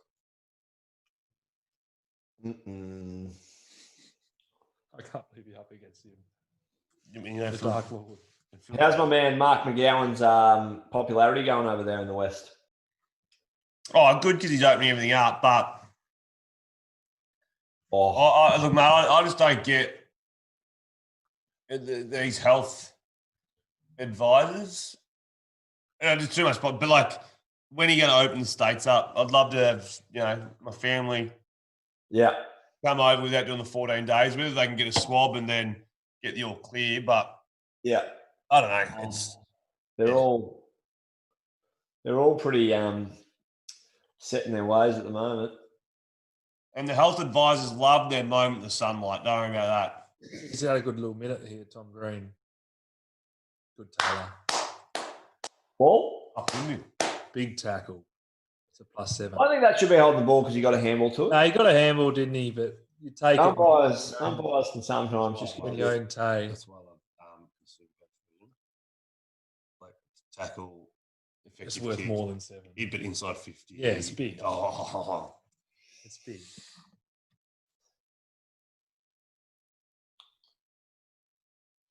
Big fly. Pies are in trouble here. 2 goals. Pies really need one. So I think the stat popped up yesterday that this year, I think like 14 teams have been ahead by 14 points or something like that in the first quarter. 14 of 14 have won the game. There hasn't been any big comebacks with these short quarters. Yeah. No, like before you could be down by 5 goals at 3/4 time, you think we're good. If it pinched too early. If they're down by 5 here, they've only kicked 4 for the game. Like it's it hurts that extent. Oh no. Oh. Mate, this bloke Green's had a really good It's going to work out well. A bit of chaos. That's like that. You have to give the whip. Surely The ball. Hang on, here we go. The ball. Doesn't like kicking. He plays a bit like me, Matty. Look at him. Perryman, Coleman medal. Mate, Perryman, Get in. That's your Coleman. Looks good. That's your Cole. Good. He's been unsighted tonight, Harry, but he's back on. I know. Him's let the fire alarm off. Whilst we were doing this last week, Harry Perryman was killing it, and Dill went to a big. Sorry, mate. The fire alarm's going off here. That's right. Dill went to a big huff and puff about like how much of a legend he is and whatnot, and how much he loves him. And then Dill just put up an Instagram photo of Harry Perryman just in his Suns kit, just posing for a photo. He looks country there, doesn't he? Oh yeah, yeah. He's from like the wheat belt or something like New South Wales, right. Coonawarra or something like that. Like real country boy. Real sticks. Would you say you're a country boy? Oh, like Shepparton in town. I'm a regional. Yeah. Yeah, you're country. You God's country. One thing I wouldn't have done in this game, I wouldn't have bought Cox back. Nah. Who'd they axe for him? Oh, only Darcy Cameron, who wasn't going well. But they just had that. I don't know. It's hard. You know when you can't define that good bit of magic. Yeah. I don't know. I wouldn't have brought Cox back in unless he was an out and out genuine top tenner. I wouldn't have brought him back in. We'll have a few pops. He put up some Monster Neefle numbers. Who, Darcy Cameron? Yeah. We'll Good team up, boy. Well, if there's any, I'm pretty sure he's a Esperance boy. If there's any Collingwood supporters out there, give us your thoughts on Darcy Cameron versus Mason Cox at the moment. But also, not even versing, but just changing a team that's the best team in the comp. Yeah. Who did they play last week, Collingwood? You reckon it had any old Richmond? Was it Richmond? No, Richmond the week before. Saints. I'll give it to me on the left. Do you reckon that US attention of the AFL had any impact on that selection? Or was that just silly to say? Oh, nah. Ah. Oh, that is gold. It's a good goal. We needed that by the Pies. Not that I'm going for him. But That was. It's been some good passage, like individual brilliance in this game. That's why I want that. That's why I want the quarters to be longer. There's no reason for them to be short. Yeah. If the AFL's ploughing on regardless, why are they short quarters? Mm. Is it to protect players that are nearly coming in because they can't condition them below as well? That's probably a part. that's one. No. And then also, obviously, going to have to fit in this postponed game. And say Melbourne will have to play on the Thursday night one week, Yeah. Wednesday night the next week, then the Sunday the next week. So at least if you manage the minutes. But Yeah. I think it's a bit of a... But even like what I found interesting was how much like teams have just adapted. So North and Essendon, when they went up to Sydney on the same day on the flight there and back, like I had demons thinking about that for them. I was like, gee whiz, that's pretty heavy for a professional sporting environment. But they both won. So it puts it to bed a bit like that. There's another game as well. I think it's 3 from 4 games that's the Travellers won. Yeah. Well, Bulldogs last night flew up that night. Bulldogs. Pies flew up today, so this might be the real test. But you're right. Yeah. Guess you have that hotel room. But I used to like away games. We used to go 2 days before, bloody like a little holiday. Oh, that's holding the ball as well, is it? Tugger. Gavin Robertson, off spinner. Tugger just wants that bloke barking in the background to shut up. Did you work out who bowled the ball that century? I swear his name was I'm going to go with Richard Dawson. So we were saying Giles. Nah. It was the right arm off spinner. Oh, I'm looking. But Giles was left arm orthodox, wasn't he? Yeah, Giles. And he wore the shades. Yeah, I'd love the old speed dealers. Coxie on cue.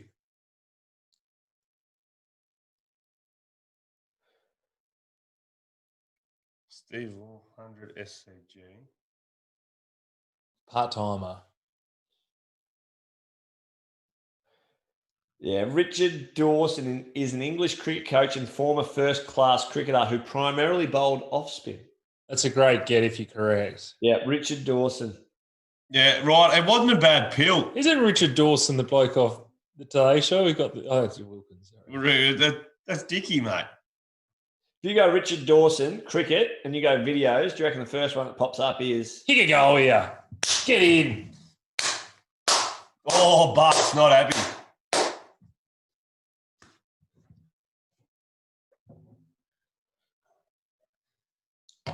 What's that? What Think about fantasy. You don't...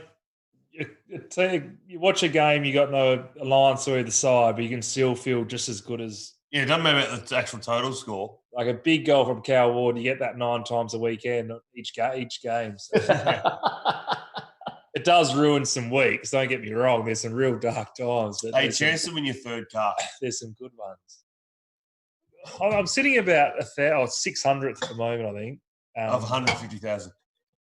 And I'll play a bit of a long game. So I don't get Grundy. I don't get the good best players in the comp who are expensive. I'll get the cheaper ones, which is a bit of a slow burn. You lose points early in the year. They go up in value. You again trade them off to these good teams. So prior years, I was coming 15,000th after the first 3 rounds. The first year I won. Second year I won, I was coming like 3,000th at this point. So I'm actually coming as better than I was the 2 years I won it. The only thing is because it's a shorter season, there's less time for you to be able to generate this cash and spend the money. So I think I thought I had a blueprint how to win the comp.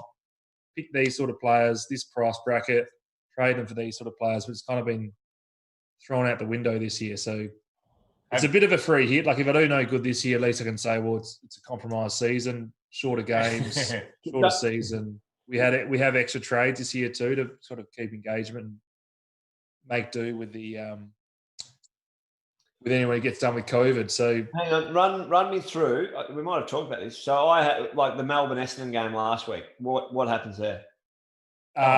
Players were given their average score for the season, which there's a bit of debate about it. So if you had Petrarca, you're laughing. Yeah, so my team had Petrarca and Viney, who have both got off to a ripper starts of the season and got good scores. But then you had like a Harley Bennell who played 40% game time. He got that score again. So I think there was never going to be a perfect answer, but that's how they did it. It's 2 games, not much data to go off. Yeah. Again, like this season's pretty compromised, and if you win, it's certainly not like the normal season. But what car they got? It's better than not playing at all. Well, this year they got so when I won my Hilux the first year, it was like a workmate. 2-wheel drive, no hubcaps. Like it was your base model Hilux.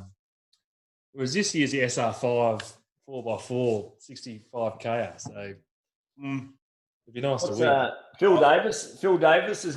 Did anyone see what the hammy? That could be Lockie Keefe. That's your Phil Davis do a hammy. Yeah, we're not happy. No, this guy's got Phil Davis. Yeah, I know, but you can never get the thing. The rules of fantasy, you never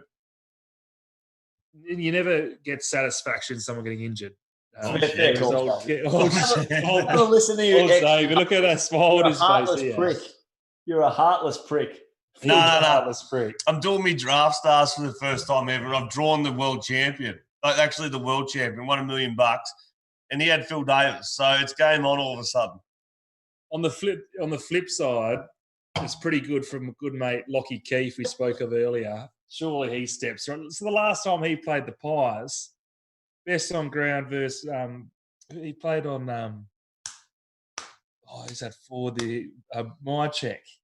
Brody. Had a ripper, and then Yeah. Filthy came in with a dodgy hammy then too and played the granny when he shouldn't have. Oh, yeah. Get Keefe. They were, you know, when you say you got to pick, you can't pick unfit players and all that sort of stuff. GWS, like Whitfield in that grand final, was absolutely cooked. Phil Davis was doing a warm up on the ground. They've never had any luck, GWS, not an ounce. Oh, yeah, hang on. So were you there, X? Last year? Yeah, Oh, it's cool. Yeah, I was. I was in the Advantage. bar. I watched the first 20 minutes. Oh, Mason. Oh, They're on here. The pies Game are on. That's a Game big on. couple of minutes. that's it. My check's had a big game too. Every time I Good look at the one. I like pitch, my one. check. Get Keefe in and shut him down. My check had Zip goose eggs at quarter time, but Mate, yeah, my Phil check's still Davis- on the rookie list somehow. Phil Davis, that warm up was comical. That grand final day. Yeah, weird, hey? Imagine if you were Jack Rewalt or Tom Lynch watching that. Yeah, right. And Lockie Whitfield had been in hospital about 3 days earlier with no appendix. Yeah. That's a boy's pizza. Was that what it was? Pizza's arrived. We're laughing. You gone from burger to a pizza? Well, the burger didn't turn up. Did you pay for the burger? Yeah. Hang on. So is that a tomorrow job? Yeah, that's a sort of tomorrow. Mate, we've had some terrific, brilliant goals tonight. And we made good game of footy. Caller's dream, commentator's dream tonight. All right, who are you picking from here? Pies. Is that a tomorrow job? Pies. Are you? You're mad. I tipped him. I need to improve my. Oh, tipping. Toby, he's top 5 player in the competition. That is a highlight reel. Maynard just got up shaking his head. Yep, too good. What the? He's handballed it off. Why would he Yes. handball that off? Oh no! What? Go to Leon Cameron right now. Go to Leon Cameron. So we're going to take a cracker.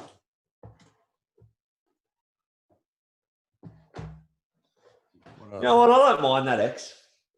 I don't. Ah, mate, Toby Green. How many times during Toby Green kicks that? Yeah, I know, but there's a bit of like that's Toby Green. People have polarising opinions of him. That handballed off 25 out. I'm going for goal there. Yeah, no. It's 100% Toby Green should kick that goal. Mate, he's a dead-eye dick, and it's a close game, and he's just taken a good mark, and now they're going to hit him on the rebound. My check. Third for the quarter. He's not even in the Where's Keith? screen. It's like my chick, yeah. Where's Keefe? Mate, he's literally look at Leon after that handball off. I don't get that. Yeah, that makes no sense. Yeah, that's a big mark. Cost you how much have you got on him for 100 to 1? Oh, Jesus. My check doesn't miss from there. Former Wow. he's missed. Bet on AFL. It's like a vortex into the post. Eh? No, we're sharing. Yeah, we're sharing. What do you got there, fellas? Give us a look at the toppings. Well, because Zave's on a bit of a diet, we had to get one with some rocket on. So it's your prosciutto rocket, a soft mozzarella special. This one coming looks like my one will be. Jesus. There's your pork sausage, caramelised onion, and basil, which I'll probably. That sounds horrendous. That sounds horrendous for mine. Oh, there's a fight. Himmelberg, my check. Or who's that? Yeah, my check. Himmelberg. Well, he's sure with the hit out. Lock. Like pick up one. No. There's a big, big sound of the west of the town. It's a sound of the mighty giant. So you're Werribee, Mick, Where are we? Yes. and that's going ahead. Yeah. We got August 1st, I think. And you've lost your What's the go with those AFL affiliated? Yeah. So there no AFL affiliated clubs are playing. So there's 5 standalone. Oh no, there's 5 standalone clubs, and then 3 that play under their own banner. Box Hill, who were with Hawthorn, so they're fully aligned, but they operate under their own banner. So all the VFL listed players that were kind of aligned to or listed with Geelong and Essendon and Footscray and all that, I think they become open slather for especially those clubs looking at top up. So it's a bit of a You get anyone? Hey? Did Werribee pick up anyone? I think we've got a bit of a limit on that on us because that's another goal. Mate, I don't reckon there's been a boring goal tonight. Phillips has just kicked his second in a row too. Yeah. No, I think they prioritise like Sandringham, Box Hill and Casey because they have had limited list sizes because they're fully aligned. It's all a bit complex, but hopefully we can grab a flag, mate. That'd be nice. Is it free of charge? Yeah. She's all on that. She's all a voluntary job this year. That hurts you. So who's running around for Werribee? Any ex-AF? So give me a fantasy report about Matt Lobey from his halcyon days at the top. Oh, he had a couple of good years. He was your Port Adelaide / Carlton ruckman. I think he was All-Australian squad one year for Port. Yeah, no, he was a... he had a big year at Port. He had a big year. Yeah, no, he would have been good. That's before I gave it a heap of time. But, yeah, no, I know him. So who else?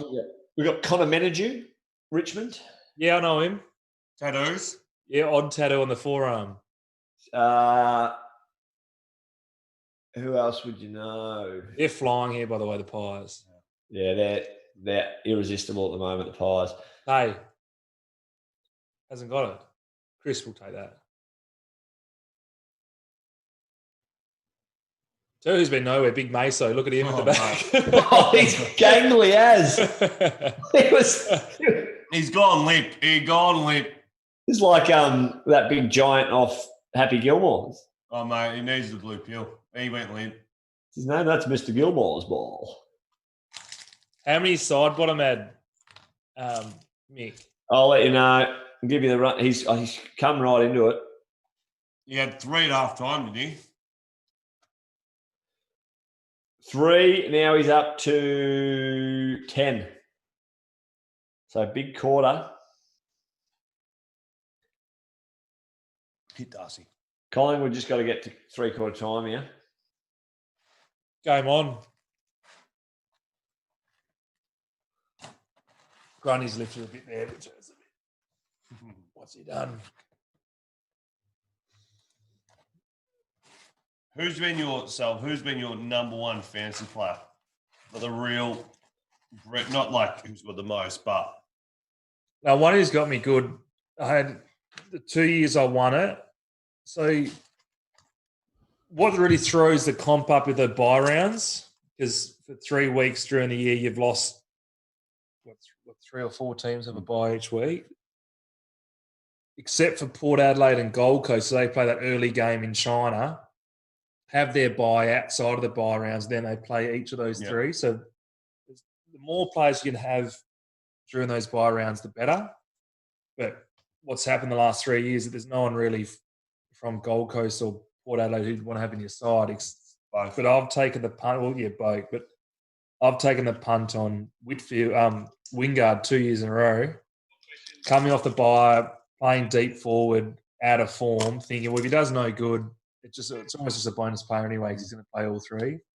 And he's turned out to be, Kenny's whacked him in the midfield mid-year, and no doubt he won me the car the second year. But I think firstly, because all you need in this fantasy comp is to get a player no one else has. If you get him, then the next week everyone tries to get him, and you can then get the next person. And you're always one step ahead of the comp. And twice it's worked out that Wingard's done well. Gary Ablett won me one the second year I won it. Same thing, took a punt on him. No one else had him. Ablett? He punched out a big score one week, and then Same thing. Everyone else at the top. No, what year was the second year you won it? 2 years ago. So he was getting old. He's Geelong half forward with a dodgy hammy. So it was a big risk to get him. Oh, yeah. That's fair. And then everyone else jumped on board. And he did poorly from then on, but it didn't matter because everyone else had him then and I had him when he was good. That one game. Funny story, actually, we played a game of poker, me and Xavier. Right. A good mate, Jimmy Zabir, and Xavier invited Tommy Hawkins in the poker comp online through COVID. And he invited Gary Ablett. So next minute we're sitting there going head-to-head with the GOAT at poker, and little he cleaned us up at that too. Played twice, won twice. The pot, the whole lot. Put in the comments saying, keep the money, boys. I said, no, we've got to pay us. He's got $500 2 nights in a row. I'll give you a Gary Ablett story that I find quite funny, and because they're a bit catch Gaz Mick. Yeah, had a year with him. So the first year, so at the Gold Coast on Australia Day every year, the players would play a cricket game, like Australia, like the 2020, and so you have you go into your 4-day break after that. Well, we were that year going into our 4-day break. So 2 teams, and I was on Gaz's team, and we bowled first. Yeah, and he was right. So we bowled, and you're out there for ages. Even though it's 20 overs.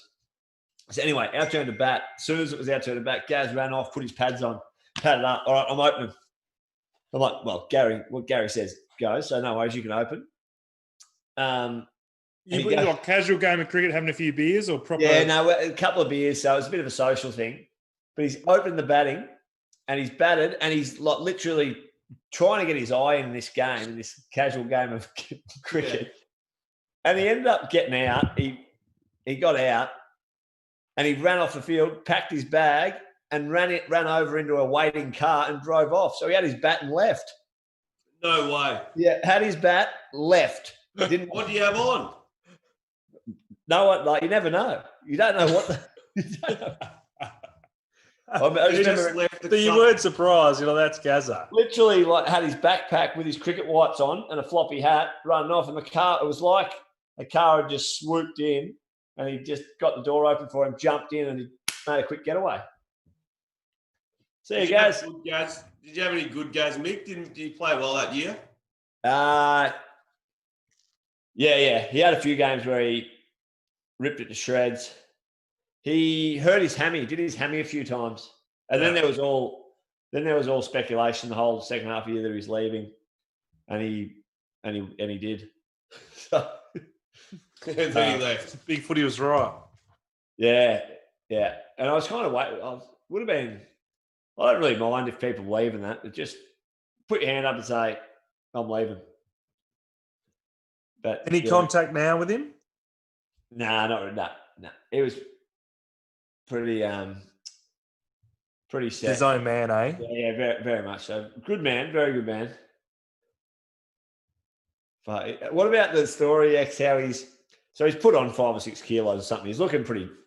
Yeah, he's pretty buffed. He came back like that though. What's his theory? There's method behind him putting on weight. He reckons. No, it's not. No way. I've got enough insiders there just to say I don't think there's too much to it. Anthony says, if he says that, he commits himself so much that he talks himself probably into believing it. But mate, there'll be players this year at State League turning up fat going, this is what Gaz is doing. Gary did it. Yeah, I've not got to put on 5 kilos because it worked for Gary. So, Mick, you got Cheetah. Cheetah's riding the Giants home. Yeah. And Sam, Triple B, 777, wants you to give him a tip.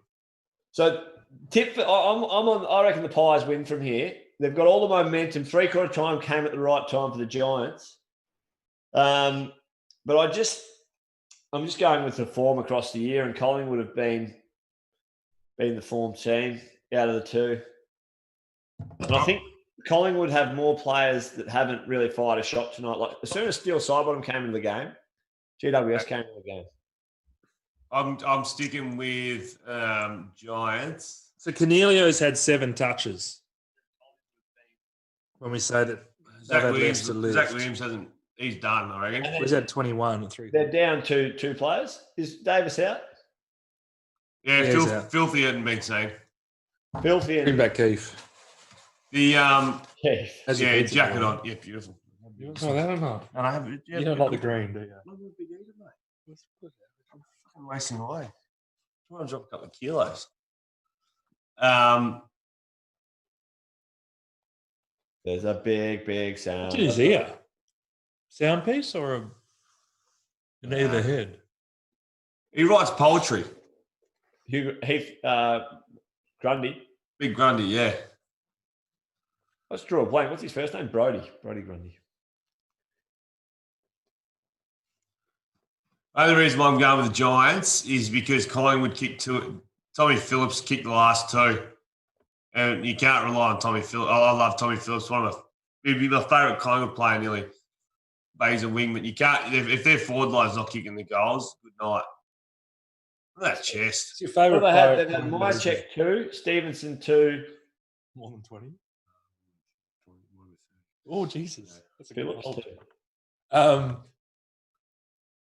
So if Giants win, I think Matty DeBoer's going to dial in and Yeah, well, pop up a bit. So rumour has team's going for Giants here, surely. He wouldn't forget us, would he?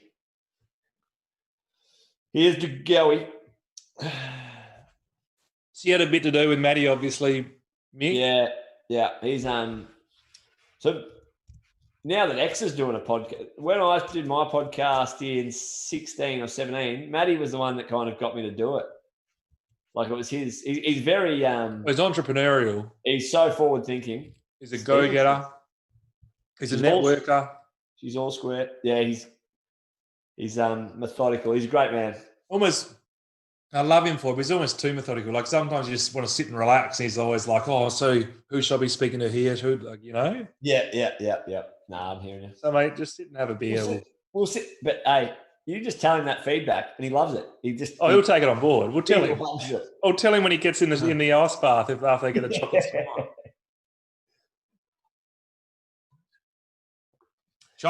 Chopper's shut down Whitfield, by the way. Oh. We called it. I said, who could shut down Whitfield from the free kick? That's not a free kick. Chris Main, not going to be happy with that one. Hey, Mick, tell us about Chopper. Yeah. I'm just going to grab another stubby. I can still hear you. So, 1 year he's the most accurate set shot in the competition. The next he can't hit the side of a barn door. Then he goes to Collingwood on a 4-year contract, which was ridiculous in our eyes. He couldn't get a kick. He landed 4 years. Then Collingwood tried to trade him back to Freo and give picks with it. Is that And it was like more of a salary dump. And then he became one of the best wingmen in the competition. I'll tell you, I'm just going to let that simmer. I've got all the answers. I'm just going to go grab a footy and show you some things. I fed you that enough, did I? What's that? I reckon that. Poor Mrs. Barlow's had to sit in the backyard all night.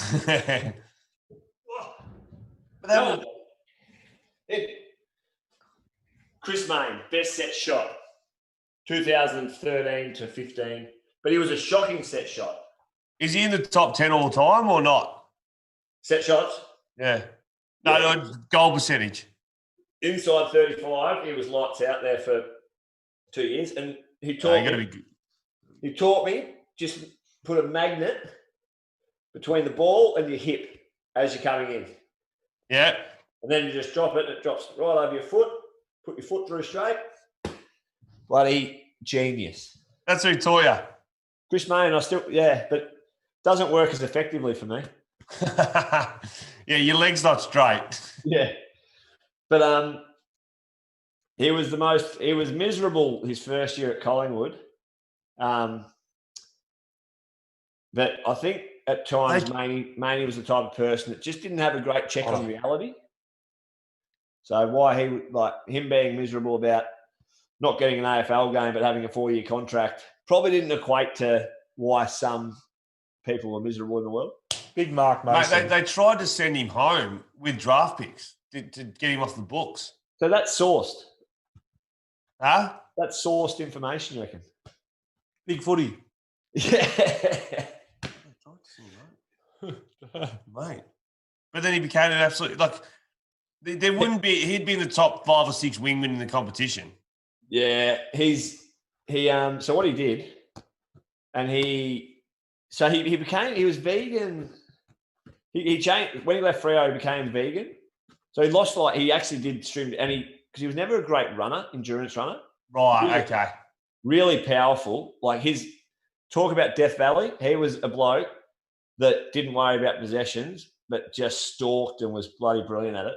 Good tackle too. Yeah, so he turned into from a power athlete to an endurance athlete, diet and training, pretty much. Yeah.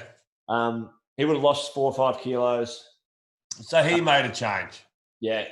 So probably not for me, the same change. Veganism, don't mind training too hard, but, I think I am where I'm at. I'm happy enough with it.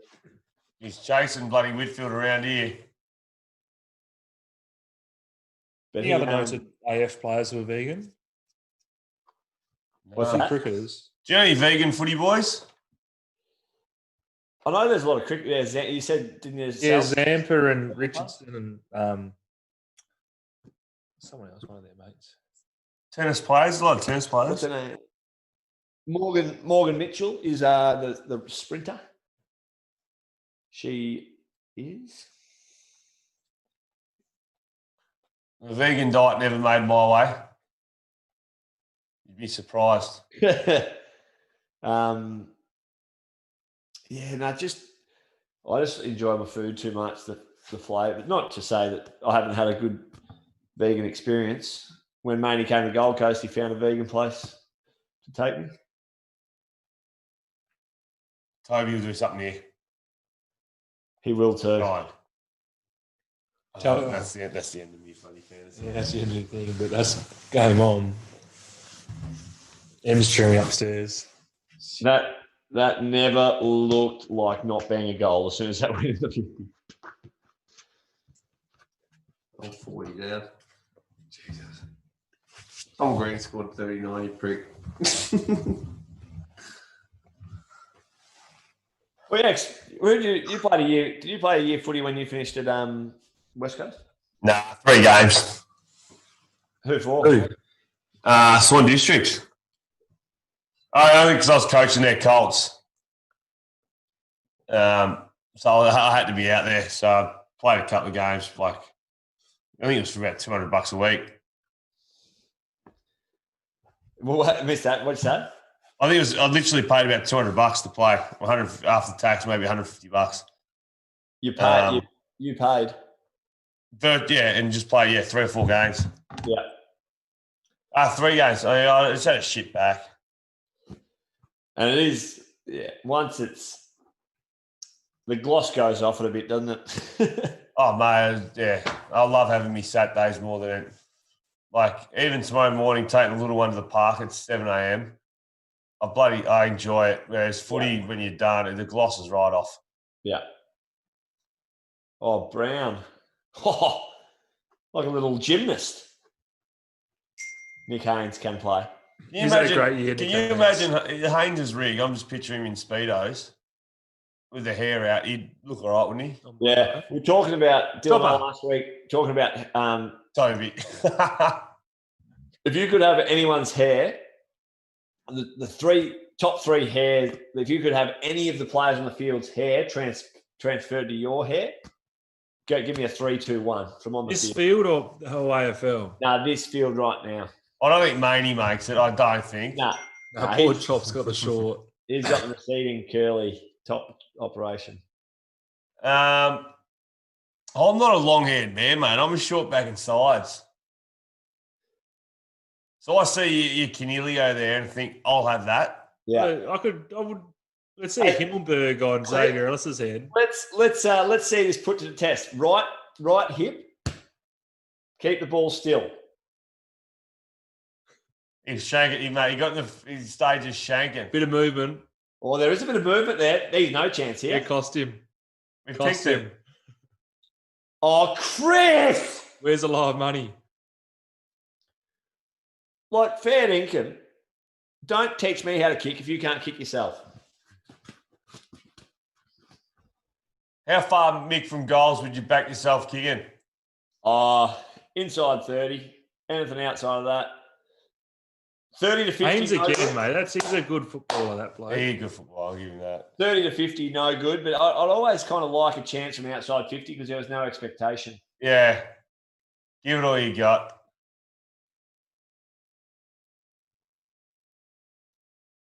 We got a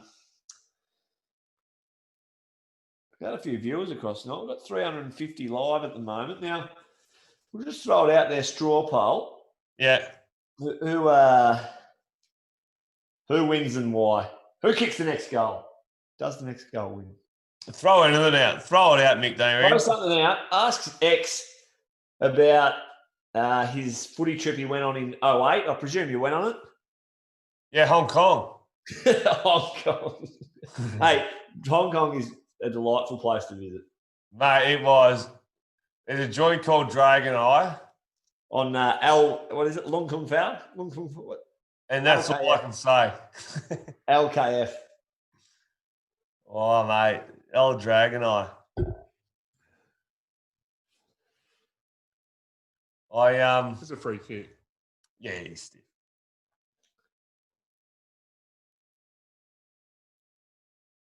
Old Dragon Eye. No, that joint used to just go There's bananas. Far out flying karate kick. Can you leave us alive? Yeah, Jesus. Oh, that's class. Oh, that's class as well. That's not. Uncle Toby will kick the winner here tonight. Oh! Oh, no. Oh, he's done his knee. Was that head on head? Knee. How? I'm going to see Corky. Oh, no. No. That might be a broken leg or something. He's got a little dent in there, guys. Oh, that's. Oh no. What are you thinking? ACL or? Oh, I reckon he's. Oh! Oh. Could it be your medial PCL?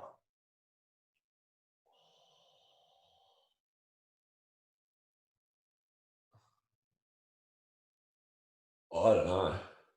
Look, it looks more medial than. Leg swan. Not a bad angle, that first. Oh, it's a, Hey, Shocker. Jeremy Howe off the top of my. He's done an ACL before, hasn't he? Nah. not that I. What at Melbourne or? No, I feel like he. Oh, maybe I'm wrong. That first angle was horrid. I'm hoping it's just your high grade medial. Wobbly. Nah, that's not good. Hats off to him. He's up. Oh, he's tough. Any experts out here on Twitch medical experts or medical students that might give us an indication of what just happened? Any Twitch physios? Oh, Mummy's skilled one, did he? It's a bit in this game, boys. There's a bit of heat here. Best thing GWS can do is avoid it. It's not in their DNA.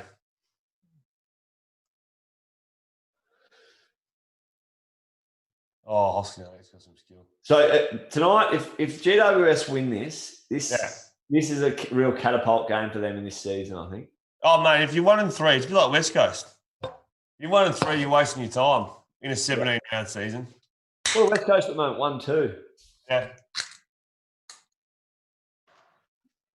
Same as GWS, super impressive first week, and have just died in the arse. Yeah, West Coast have got the hub situation can't be underestimated. It's funny though; they're having a good time up there. Yeah. Yeah. Yeah, they seem to be going okay. I've got a feeling that maybe they that's not downfield. We're having too much fun. No. I think you'll see a very energetic side this weekend, knowing that they're 2 weeks from going home, 2 weeks from 70, 2 weeks from 60,000. I think they're thinking it might be good to go. Yeah. So what? 60,000 at bloody Optus. That'll be strange as. That'll be surreal seeing people back at the footy. Won't it? What? Are you going? You going? Yeah, I mean, so when Geelong and Collingwood come over, they can take 30,000. And Yeah. mate, I'll be there with 30,000. Yeah. WA will have 30,000 sold. Yeah, not a Yeah, problem. Friday night. Get Tomahawk in there. Oh, it's probably calmer. He hasn't made the distance. He hasn't I'm made just the digesting the fact that my team's had 2 ACLs in 2 nights. But obviously, I'm not the one who's done my ACL, so I can't feel too bad. That's a beautiful perspective of fantasy. But old Jeremy Howe, that's stiff. Oh, did you see that? ACL. Did you see that kick from Pendlebury? Yeah, Pendle's good. That was fair dinkum. It's not an ACL, but it's definitely tradable. It's not pretty. It's a trade. I don't know what it was, but it wasn't pretty. Oh, well. This kid's got skill. Hoskin. Take his best effort, Salbs. Oh, he struck it nicely. That is through post. Who is Aiden Core? Like, I know who he is, but gee whiz, to be like GWS got so many classy players. Yeah. And Core's just survived, like not survived, he just plays. Like the I reckon it's a bit like Dylan Grimes. Like Dylan Grimes is probably like that. Just locked. Know your role. Probably Play game. role. I know, Core was an early pick. I think Grundy's draft, Giants, that's when Giants were having 6 players per first round or whatever. Yeah, I think they 6. had 6 picks before Collingwood picked up Grundy. What was Imagine Giants with Grundy there, I reckon. So, but I mean, you can't do that because, like, Hawthorn picked me out of Scott Pendlebury. They're still starting to work out whether that was a win or not. Pendles just hit a beautiful left foot spear to Callum Brown. So, The bloke who went 2 picks ahead of him, sitting there with his seventh. With his 7th beer with the pizza. Getting told to my bloke on Twitch has been a good pasture. have a look at you two bloody reptiles in the cave. Mate, this kid is delicious, I'm telling you. Looks like him The escaped. ball's moved to Pendlebury on cue. Imagine the ball tagging Xavier. Mate, I'd go to full forward. So you were the same junior club. Yeah, same junior club. So there's 3 of you. There's you, Daisy Pendlebury. Thomas, and Pendlebury all went from Gippsland. And Trent West. So our midfield, who won a flag in Geelong. Our midfield was us 4. And you went into that draft thinking, like, Pendles is there, like, oh, yeah, this Xavier kid, he's probably got my measure. I was better. You're better than that age. Pendles? Yeah. And Daisy was better than you. Because he was a Mate, the picks were 2, 3, and 5. yeah, but like when you're playing mid-year, and you were like, who's the best player of the team? Probably Xavier. No, I didn't play with him. But Daisy was a year older than us. So the draft, Daisy was a year older. And we had the best TAC Cup team. Pendles was off basketball. So he hadn't played a lot of footy. In fairness. Like, so Pendles played Vic Country, but not like. So you had his measure. Well, he was just new to footy. He'd been AIS basketball academy and stuff. Was who was telling me this about Pendlebury, that he was like when he was going through, he was as good as Paddy Mills, like the same or better than Paddy Mills. Yeah, that's what I thought as well. So, mate, Scotty, when he came back, I already came to play footy at 16. So, you did. Collingwood Green, bit of class. not took a punt. They just backed in his athleticism and his skill. Jeremy Tanner. Big moment here. Huge moment. He owes him one. He does. Where's Toby Green? I'd be getting around the back of him. What's his set shots? Kicks it or doesn't kick it? What do you reckon? Doesn't kick it. He kicks this easily. So? He kicks it. He kicks it. Perfect side for a lefty. Get the buddy 12. There you Get go. the buddy 12. Game on, Mickey. Game nearly Over nearly. Oh, he's called it. No, not over. I'm not saying. Who's that pelican in the white jumper? He's enjoying it.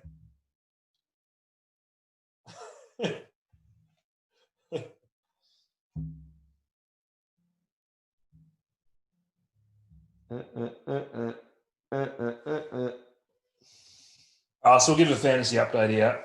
Yeah, go. Give us the top 5 on the night. Whitfield 88's a good score. They shortened, rewarded those who held. Kelly, no one's really got Kelly actually. 88. Kelly's on 88. The big one for the Giants would be Ward only on 49. Who I own. It's a pretty poor score in that regard. But Canelio 32 is unbelievable. I don't know what's happened there. Grundy's pumped out a monster in the end after all that. How many are at this game? 2,000 or something, is that? Nah, couldn't be. Surely. I think they're allowed 2,000. So in the corporate areas, maybe, yeah. So out in the terraces. Yeah, in corporate boxes and stuff. How good is he? Chaos ball. Not as good as Zave.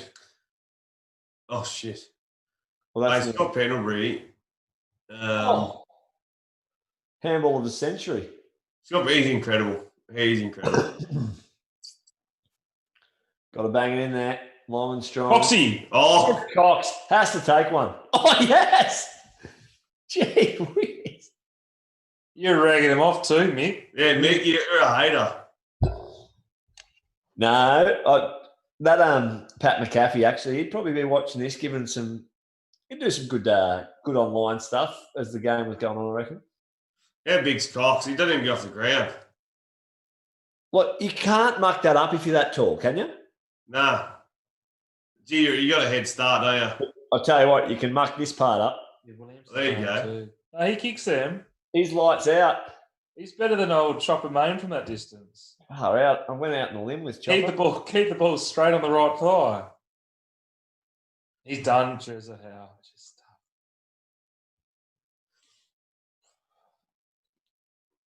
They just done a matchup for a 210 centimetre. Remember that prelim he played? Yeah, but that's put him on. That's made him relevant, that game, for the next 100%. The rest of his life. That VR kid is rooting for the Pies. Heath Shaw mic'd up for the night. Would have been good listening. 65, I think he was priced at What about the fan zone for Collingwood? Yeah, Not sure I'd want to be in any of those households at any stage of my life.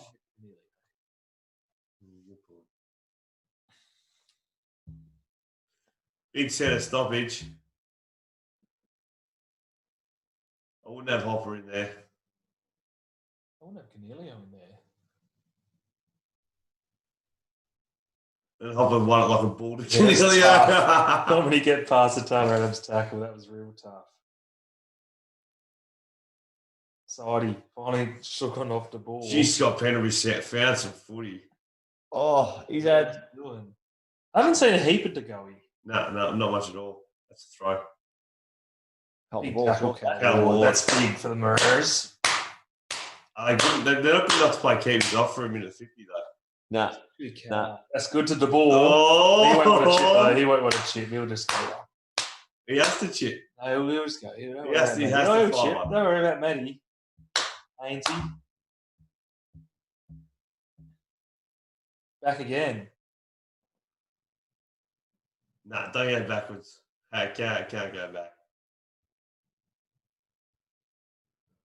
I think they're one mark away from winning. Yeah, that'll do. It's a high tackle off Taylor Adams. Gio. Uncle Toby. Oh, they didn't call it. What? That's a high tackle, isn't it? Razor. Classic. Oh, that's a free kick. I didn't mind that. They got away with a couple here. Uncle Toby was high though, wasn't it? Every day of the week. Just would have cost Taylor Adams 3 points.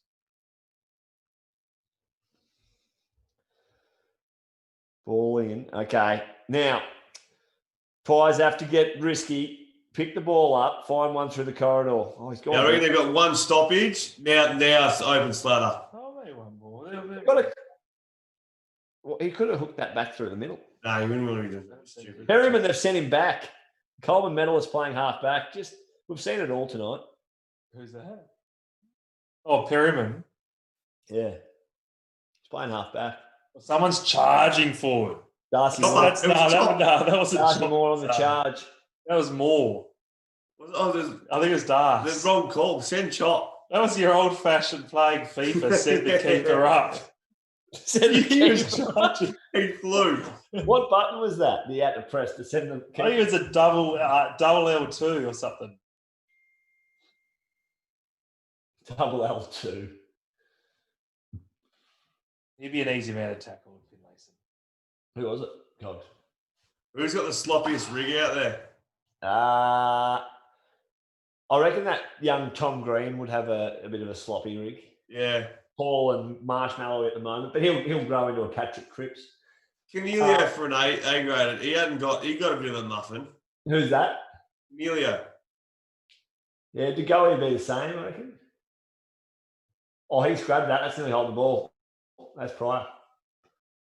I've called it. Oh, mate. Razor Ray. He's showing a bit of patience here. Oh, Green. Uncle Thank Toby. yourself.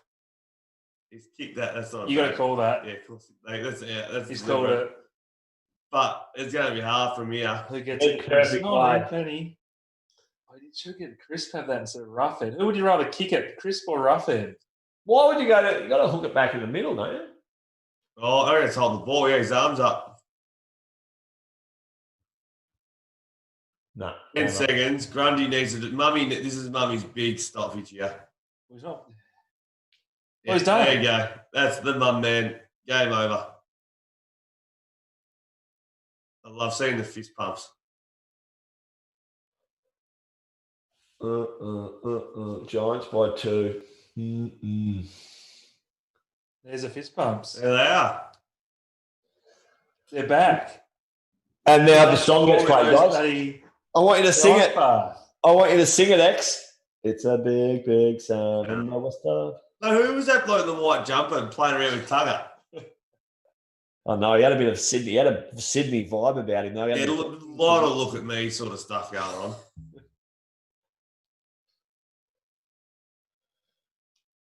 So GWS are 2 down on the bench then too. So GWS and Collingwood was Howe and who? How? Just how? Just how, but Williams and Filthy. Wow.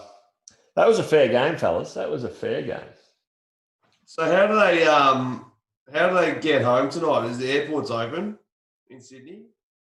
I presume, yeah. They'd charter on and off, wouldn't they? Remember they used to close the airports and you couldn't get home? Yeah. That was Sydney and Adelaide, I reckon. We used to always get the midnight horror home from WA to avoid the really cold pool that we used to stay at the hotel in the water there in WA. That would do my head in, like mentally playing like a Friday night game in Perth, and then knowing you got a 10-hour, 4-hour flight back afterwards. That'd give me demons. The worst was when we played in China. Finished, had a function after the game, then went straight to the airport to fly back. Who did you have a function with? I actually can't even remember. It was like whoever came out, like there was corporates that travelled over. Yeah, right. And we had to, so driving the game, I'll never forget, I was driving the game, I was like, I won't rest for 30 hours time until walking in my door at home. Yeah. That's probably not the right mindset to be going to a game. We got smacked. What was it like playing in China? It's really like muggy and humid. Like hotels and stuff? Oh, yeah, it's pretty cool. We stayed in like a real ritzy area. Yeah. But Sam, Triple B, 777. What's your 3, 2, 1s? 3, 2, 1s. Righto. I'll give 1. Let me have a look just on impact on game. Don't look at stats, Mick. Yeah, good call. I'll give Pendlebury the 3 then. Actually, no, sorry. Toby Green and Pendlebury best and second best on ground, but the winning team and Toby's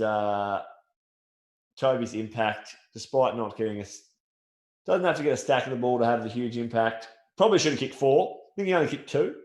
3, 3, 1, and the handballed 1 off.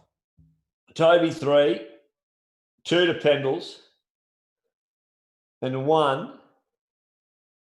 will go the way. Might be way off this, but Nick Haynes, was he pretty good? Yeah, no, I liked his game. Yeah, what's he done? I really liked his game. 15 touches. Oh, mate, I'm 3 votes Toby, 2 votes Pendlebury, 1 vote Whitfield. Done. Lock it in. Whitfield didn't get a kick in the last game.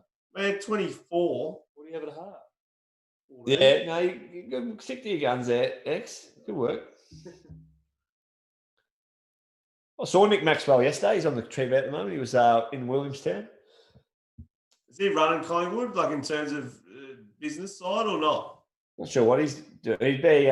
He's a high performer, high achiever. Oh, I love Uncle Toby. Toby, Brodie Grundy's had 116 fantasy. Yeah, he'd almost sneak in for a vote. But on the flip side, Mummy actually competed well enough. Yeah, I didn't see Grundy's a massive difference tonight. Dun, dun, dun, dun, dun, Giants. It's a dun, dun, dun, dun, dun, dun, dun, dun. Hey, Mick, have you heard the John Kennedy Up the Hawks SF RMG? Up the Hawks SF RMG. Run me through that. What's that? No, that's just a message that came through. Up the Hawks. Oh, right. Oh, from There's a few other words in between, but no, I tend to agree with him. Mm-mm. Yeah, the Hawks are bloody. I was going to say before about Clarkson as well. Every time he coaches against someone that used to coach with him, he just puts it to bed. He has the wood over him big time. Who Dimmer, mate? Who's trying to think if there was anyone. Leon Cameron, Damien Hardwick, Bolton. SFRNG, yeah. It's just getting a LMAO. Sorry, haha, all jokes. I don't like the Hawks. No, a couple of words in there, I reckon.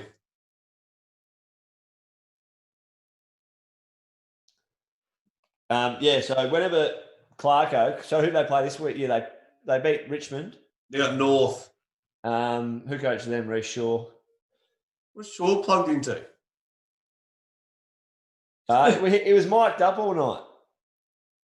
It looks like he got something coming out his ass. Yeah, like he had a big cord on him for the microphone. Bit of overkill, in my opinion. You'd probably rather listen to him than us, though, wouldn't you? More players should be mic'd up. I love it. I got my. It's really like look at it. It's a bloody hazard. Well, he's doing like roving Brian. Hopefully he gets made to ball. That was a big goal by Cameron. So what are you going to ask Matty de Boer, Mick? I'll take the host chair and I'll just ask him the first 3 and then I'll hand it over to my special comments guys to finish the interview.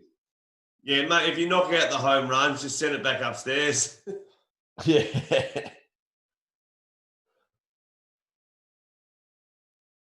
How do you spell seal? Seal the deal. Pendle's 26. It's a big game in short quarters. It is. What's that? Plus 20%. 2.5. Plus, so that's a 31 touch game. That's He's going to throw all these averages out of whack too. Look at Mummy. Look at the big ox. All right, let's get made more online. I reckon we can promise him in, 2 minutes? You'll get him. We'll get him. Yeah, we'll get 2 minutes. Does he do? Will he do the Zoom? Yeah, he'll Zoom. I love how you guys. It's only 8:30 in West Australia. You boys got bloody hours ahead of you. We're gonna have to go to bed soon. Big day tomorrow. Yeah, I've been up since 4, and I'm on Saturday morning duties. I've got that many playgrounds to get to. Have you got? Do you come across the same child? Do you have playground friends now that you're a dad? Nah, well, we see the same more because we're so early. We have the same dog owners. Like people go and walk the dogs. Mm. And Ted's not frightened. He loves them. So like it's every single dog needs to be tackled. What about the other day? Actually, I was showing him a ride on lawnmower, teaching him mower. He's 1 year old. Anyway, a lady crossed the road in front of us in a like an electric wheelchair. Yeah. And he thought that was a mower. And he cracked a tantrum because I wouldn't catch it. I reckon Mummy competed all right. Mummy competed very well. Yeah, I'm on Mummy. That young kid Green was good too. What did he have? He had Tom Green. He had enough in his second game. Just had a good few touches here late. He got dropped.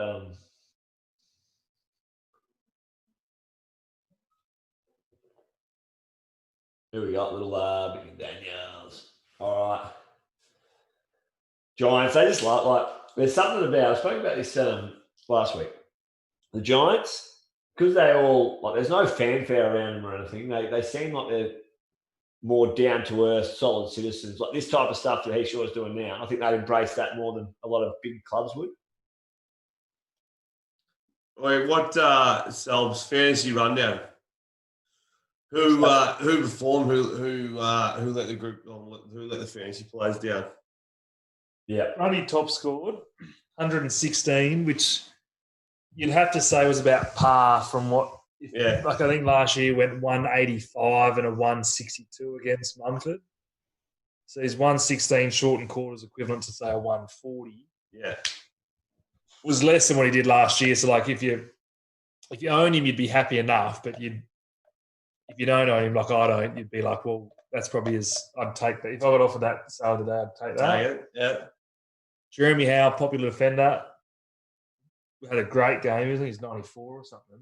Yeah. Obviously, the broken leg doesn't help.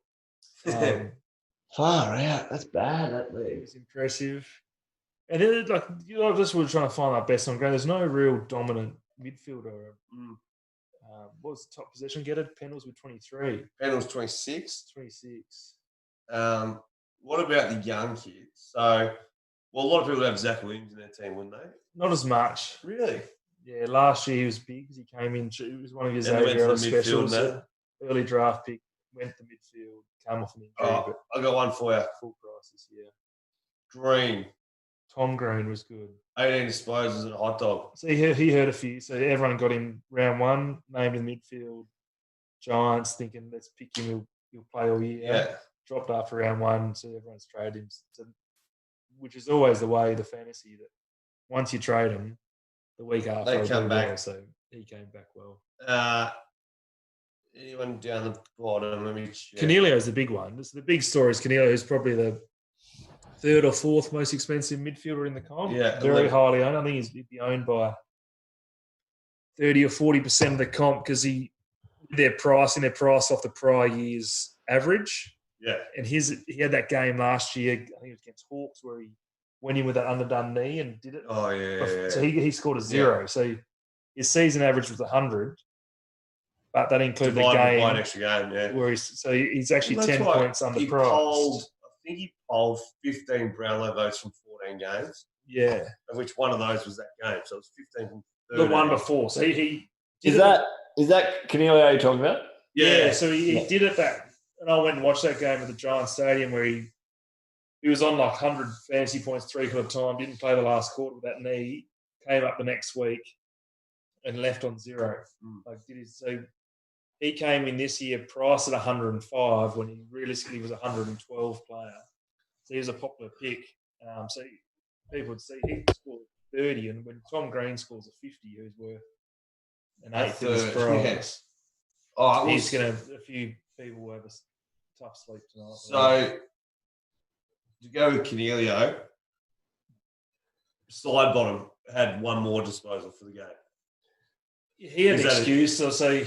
No, in terms of a lot would have side. Nah, 5% of the comp would have side bottom. Really? Because of that reason, because he's susceptible to a tag. He's one who, Right. if you go to tag, like we were trying to pick who the ball was going to tag today, Taylor Adams, big ball winner. Nah, they always go side bottom. I'd say Pendlebury, they should tag Pendles. We just, for 15 years, he's got away from a tag. Yeah. Reside is one who you can clamp down on. I reckon. I don't reckon Taylor Adams would have ever been tagged at Collingwood because of Nah. But I mean, but side bottom. Trelaw's the same. There might be a couple up because he has been so. That's the tough one because he has been so strong all year. Like the top teams could have him, which is good for anyone chasing. But we just got a shout out from Rolly, who's gone up the Giants. So we've got a Giant supporter on here who's pretty bloody pumped up about the whole situation. It's a big win. If they lost tonight, what are they 1-3? Yeah. Happy with Toby Green rolling too. And so am I. I've won 6 Barlow votes after 4 rounds. At 101. Saw Toby Green in ISO when he was in Melbourne. He was running down at Albert Park. Not the tan. Nah, just down at Harry Trott Oval. I run an academy down there, and he was using there's like 4. The Mickey Barlow Academy. No, I operate under the banner of Simon Black. I let the Brownlow medalists take the heat, and I just preach the word. The Simon Black Academy. You could do a Mickey Barlow full of mature ages out of the VFL. Get your 24-year-olds and get them to the top level. Your plotters, and you just tell them how to get that couple extra tackles off the I'll just tell them not to do it. Just takes too much out of you. It's all worth it. Actual sevens or Wesley boy. Wesley Melbourne or Wesley Perth? No, that'd be Wesley College, old collegians, isn't it? Ask me how many I made it in cricket against Wesley, Mick. Go on. How many? So when you batted for Melbourne Grammar against Wesley, you came in at number 3, did you? Open. New ball, take the first nut. Yeah. And how many did you make? 209. No, you did. In the ones? Against Wesley. You did. Took him to town. 209. I'm banned. I'm no longer allowed to drive down St Kilda Road from that Harry Trott Oval. What's that? Is that where you? That might be their main oval at Wesley. Yeah, that's where I operate out of. That's the academy there. That's your old Mickey Barlow Academy. That's where Mick Barlow takes them through their paces Monday to Thursday. What, at the school there? No. Through Albert Park, that precinct, the Formula. Oh, yeah. All right, let's see. We're going to just do one check if Matty de Boer's available in the next 5. Otherwise, we might be logging off soon. Let's just. He did promise us. In the ice bars and the Speedos, he was telling us. I think he's got his shirt off. He's a man of integrity. You know, he's a beautiful looking man too, old Matty. Speaking of hair, you wanted me to pick a player. It's probably him. Yeah, I went with Callan Ward last week. He's just got and he's a short back and sides operator. Well, he's got the versatility. Yeah. He's gone the long if he wanted the long. But he used to have the bloody top knot thing. You know what? I've got the bug tonight. I reckon I'm going to go down the park after this and have some shots at goal. Keep it on the right thigh. Right thigh, kick through it. Maney, he's bloody letting me down. I stick up for a guy and then he goes and does that to me. Right thigh, kick through.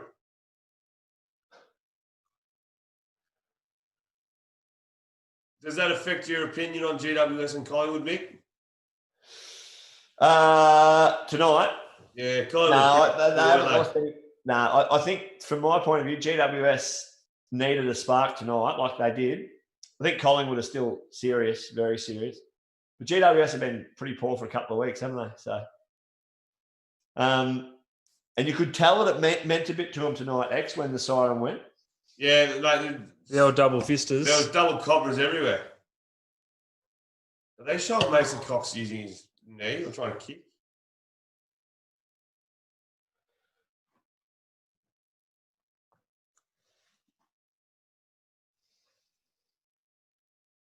Rolly's concerned you'll pull your hammy, Mick. Going from a kick. Yeah. So what's going on here? Tommy reckons he's on. He says he'll be in a meeting. So Matty will be. We're going to hold fire for a second. I think Matty DeBoer is going to join us just after they have their meeting. So hey, Salbs, we're going to have hot off the press what Leon Cameron has said to the crew. Jeez, I'm chopping at the bit. So I'll kick us off. I'll soften him up. I'll give him some half volleys, and then you boys come and give him a bit of chin music. I'll give him the old. Who was the left arm spinner? No, right arm off spinner. I'll give him Right arm offie. I'll give him the Richard Dawsons. You go the Dawsons. I'll be Hoggart. Okay, Steve Armisen. What about big Stevie Armisen opening the Ashes with one up the land and the second slip? The third gripper. Speaking of, what about us? Did we dissect Grundy? We were into him saying he's copping corkies and everything. He just made that miraculous comeback. That's a terrific effort. He had a good one. Takes some skill of play to do that. I still reckon Mumford's 19 hit outs though. It's 46 to 19, so it's a thrashing. But Mummy, Grundy's had a ripper. He's had 19 disposals, 46 hit outs. But I just didn't think Grundy was. Grundy wasn't what Grundy could be. Yeah.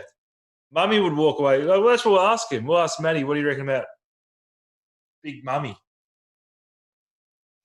We've got to decide our line of questioning, and we can throw it out to the Twitch followers and contributors, whatnot. Should we go hard? Should we really question the integrity of the GWS Giants Football Club and organisation, and or should we just really soften them up and blow wind up them? Well, blow wind right up his ass, mate. The Giants are coming. Tell you what, if we get access to a West Coast player tomorrow, X, and they don't perform, geez, we'll be coming in off the long run. Well, who do you want? Name them. Oh, well, I've just got to wait on the performance, and I'll judge and wait and see. Do you reckon Joshy K is going to kick a bag tomorrow? Who? Joshy Kennedy.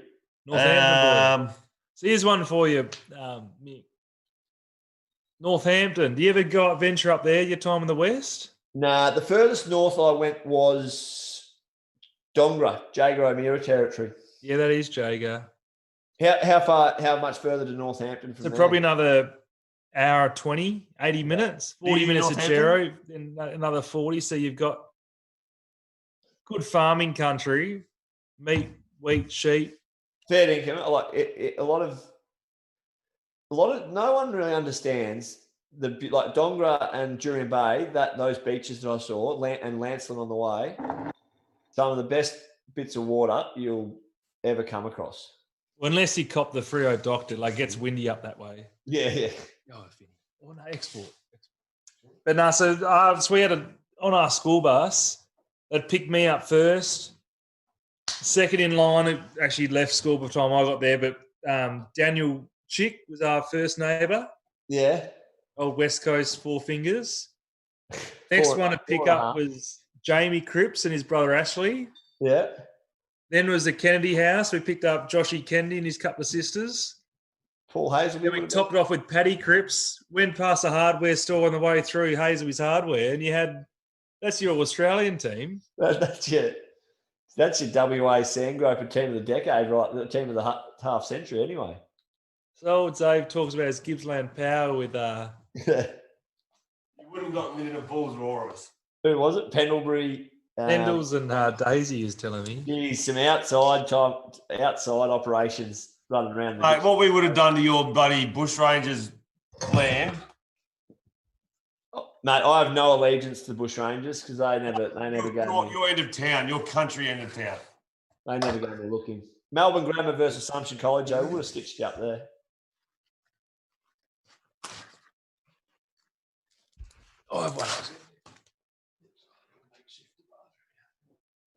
Da da da da da da da.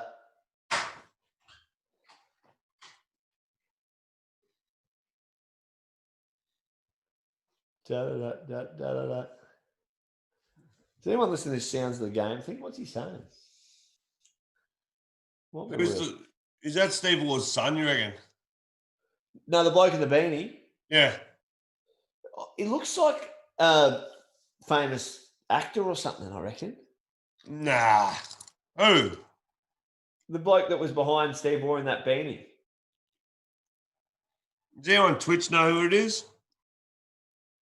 Steve Tugger Waugh, who was very, very understated and very passive in his observations. But the other guy was getting a little bit involved. Oh, here we go. You know why Matty DeBoer's not speaking to us, Mick? Was he speaking at Fox or something? He's on Fox Footy. Well, no. Then we are cutting it. We might call that now. If we're playing second fiddle to Fox Footy, He got his priorities wrong. he has. Bloody hell, he has. He looks good though. Has he got the shirt off or on? I've got You can't tell me you wouldn't take that hairstyle off, Matty. Yeah. Look at that. Nice. The He looks Dutchman. good. He looks good. Matty DeBoer though, ex-Selfs, he used to wear the Asics Career Saver grass cap Cross cats. early days, and Cost you a few Ks per hour. But ever since he changed to like the Nike, normal footy boot, he actually looked like a 5-time better player and a 5-time better looking bloke. Yeah. It's remarkable. That could be your first question. I want you to hit him between the eyes, Mickey.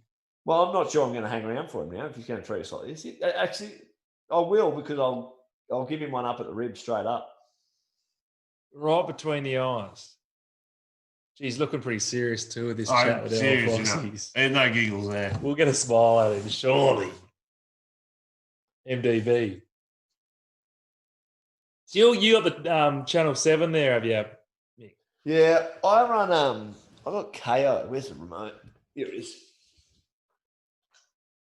KO is pretty hard to navigate.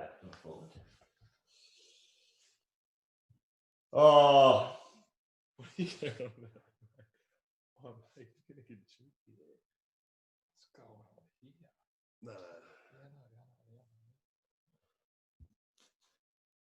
No, new funny thing. What's this chat? A friend. have we figured out who Steve Waugh was with? No. Wasn't it? No, not at all. Stevie Waugh.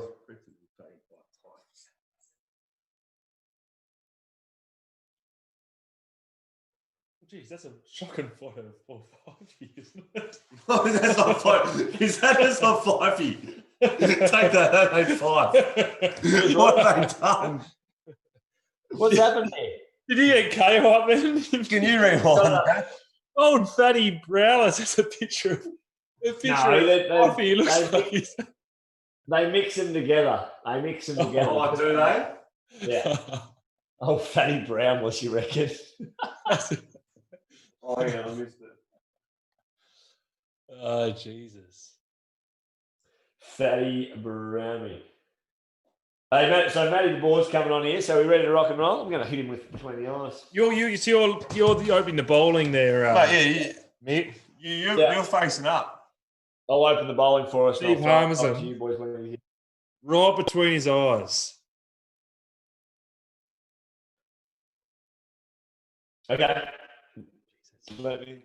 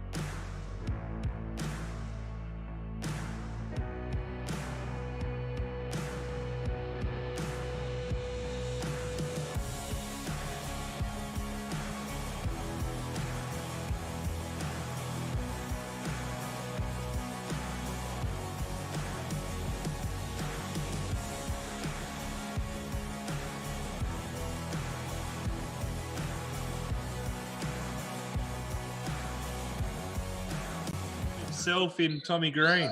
Bit lighter skin, a few extra kilos, top 5 draft pick. Yeah, no, he's good. He's going to be a super player for a long time, I think. He's got those long arms like Mickey Barlow, so he can Long, skinny ones, mate. extract the ball. You wouldn't get him on. Say again? You wouldn't go find him. Oh, the green machine. Which one? Yeah, Toby or Tom? No. We want Tommy. None of this bloody Toby stuff. mate. Toby got me 3 Brownlow votes tonight. I'm happy with Toby at 100 to 1. No, I got to be careful. Get us Tommy. Yeah. Oh, the shirt's off. His shirt's off too. He's actually looking strong. Oh, no, there's a muffin there. No, not bad. It's not bad. Just ask him one question. Fire away, Selves. Who's got the better rig, Xavier Ellis or Tom Green? Yeah, definitely me. Stop covering it up. It needs to see a bit of the Sydney sun, though, I think. Oh, bloody hell. He ain't living in Bondi. Oi, Matty, when you're running with someone, so side bottom had, 12 touches, I think. Do you know how poorly he's going? Like, at the end of the game, do you know exactly what side bottom's done? Oh, not really. Sometimes it might be fed in from the coaches, but it's about impact and ultimately it's the scoreboard. So I just You're also counting his touches. But if I'm getting moved off him, that's not usually a good sign. Last one for me, Matty. Seemed like that one meant a bit tonight, getting the W tonight when the siren sounded. There was a bit of emotion flowed over. Yeah, I think we were copping it all week, and up in Sydney, sometimes you can miss the Melbourne media, but things were getting sent through, and our backs were against the wall, so we know we had to respond. You guys can see what I'm looking at. What about Heath Shaw running around with the bloody Channel 9 News set up on his back? Say that again, sorry, mate. Heath Shaw was running around with the microphone all night, and is that what he's always like, or was he playing it up for the cameras? I think he's always like that, mate. I'm glad I don't play down in the back line, but obviously he's been a super player for a long time, and I think the communication is key, so whatever it takes to get it done. Mate, Uncle Toby, Positano, Kelly, and Whitfield, your 3 best players tonight. It must be a bloody good feeling when they're all playing fit. Yeah, I think so. That's half the salary cap right there, so they need to get clever. No, we missed Toby last week, and he came in and had a real impact, so I wouldn't want to play on him, put it that way. Big round of applause, Matty. Thanks for joining us, Thanks, mate. guys. Good work. Thanks, mate. See you later. He's a beautiful human, Mickey. Oh, he just such a he deserves everything he's got in life, and it's the good looks, it's the beautiful partner that he'll marry.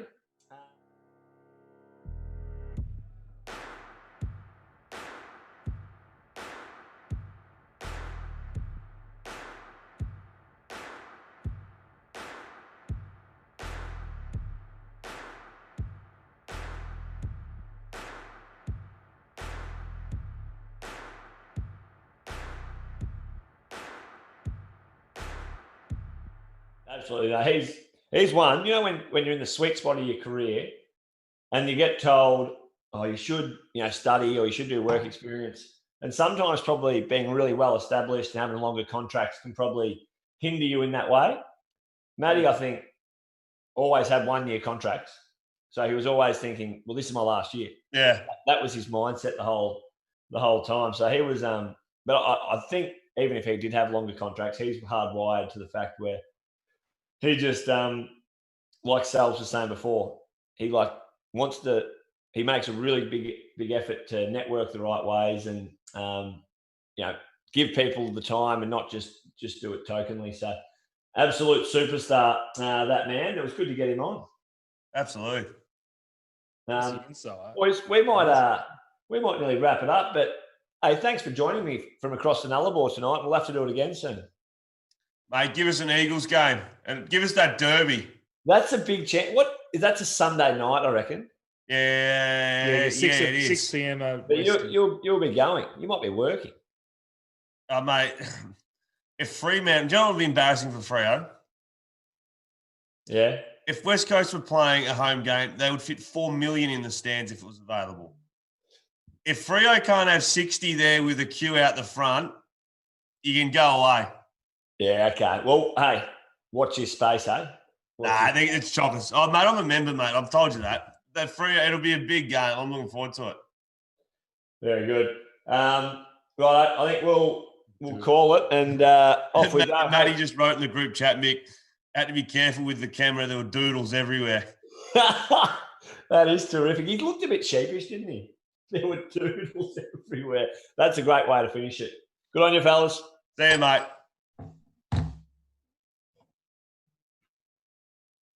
Doodles everywhere. That's brilliant.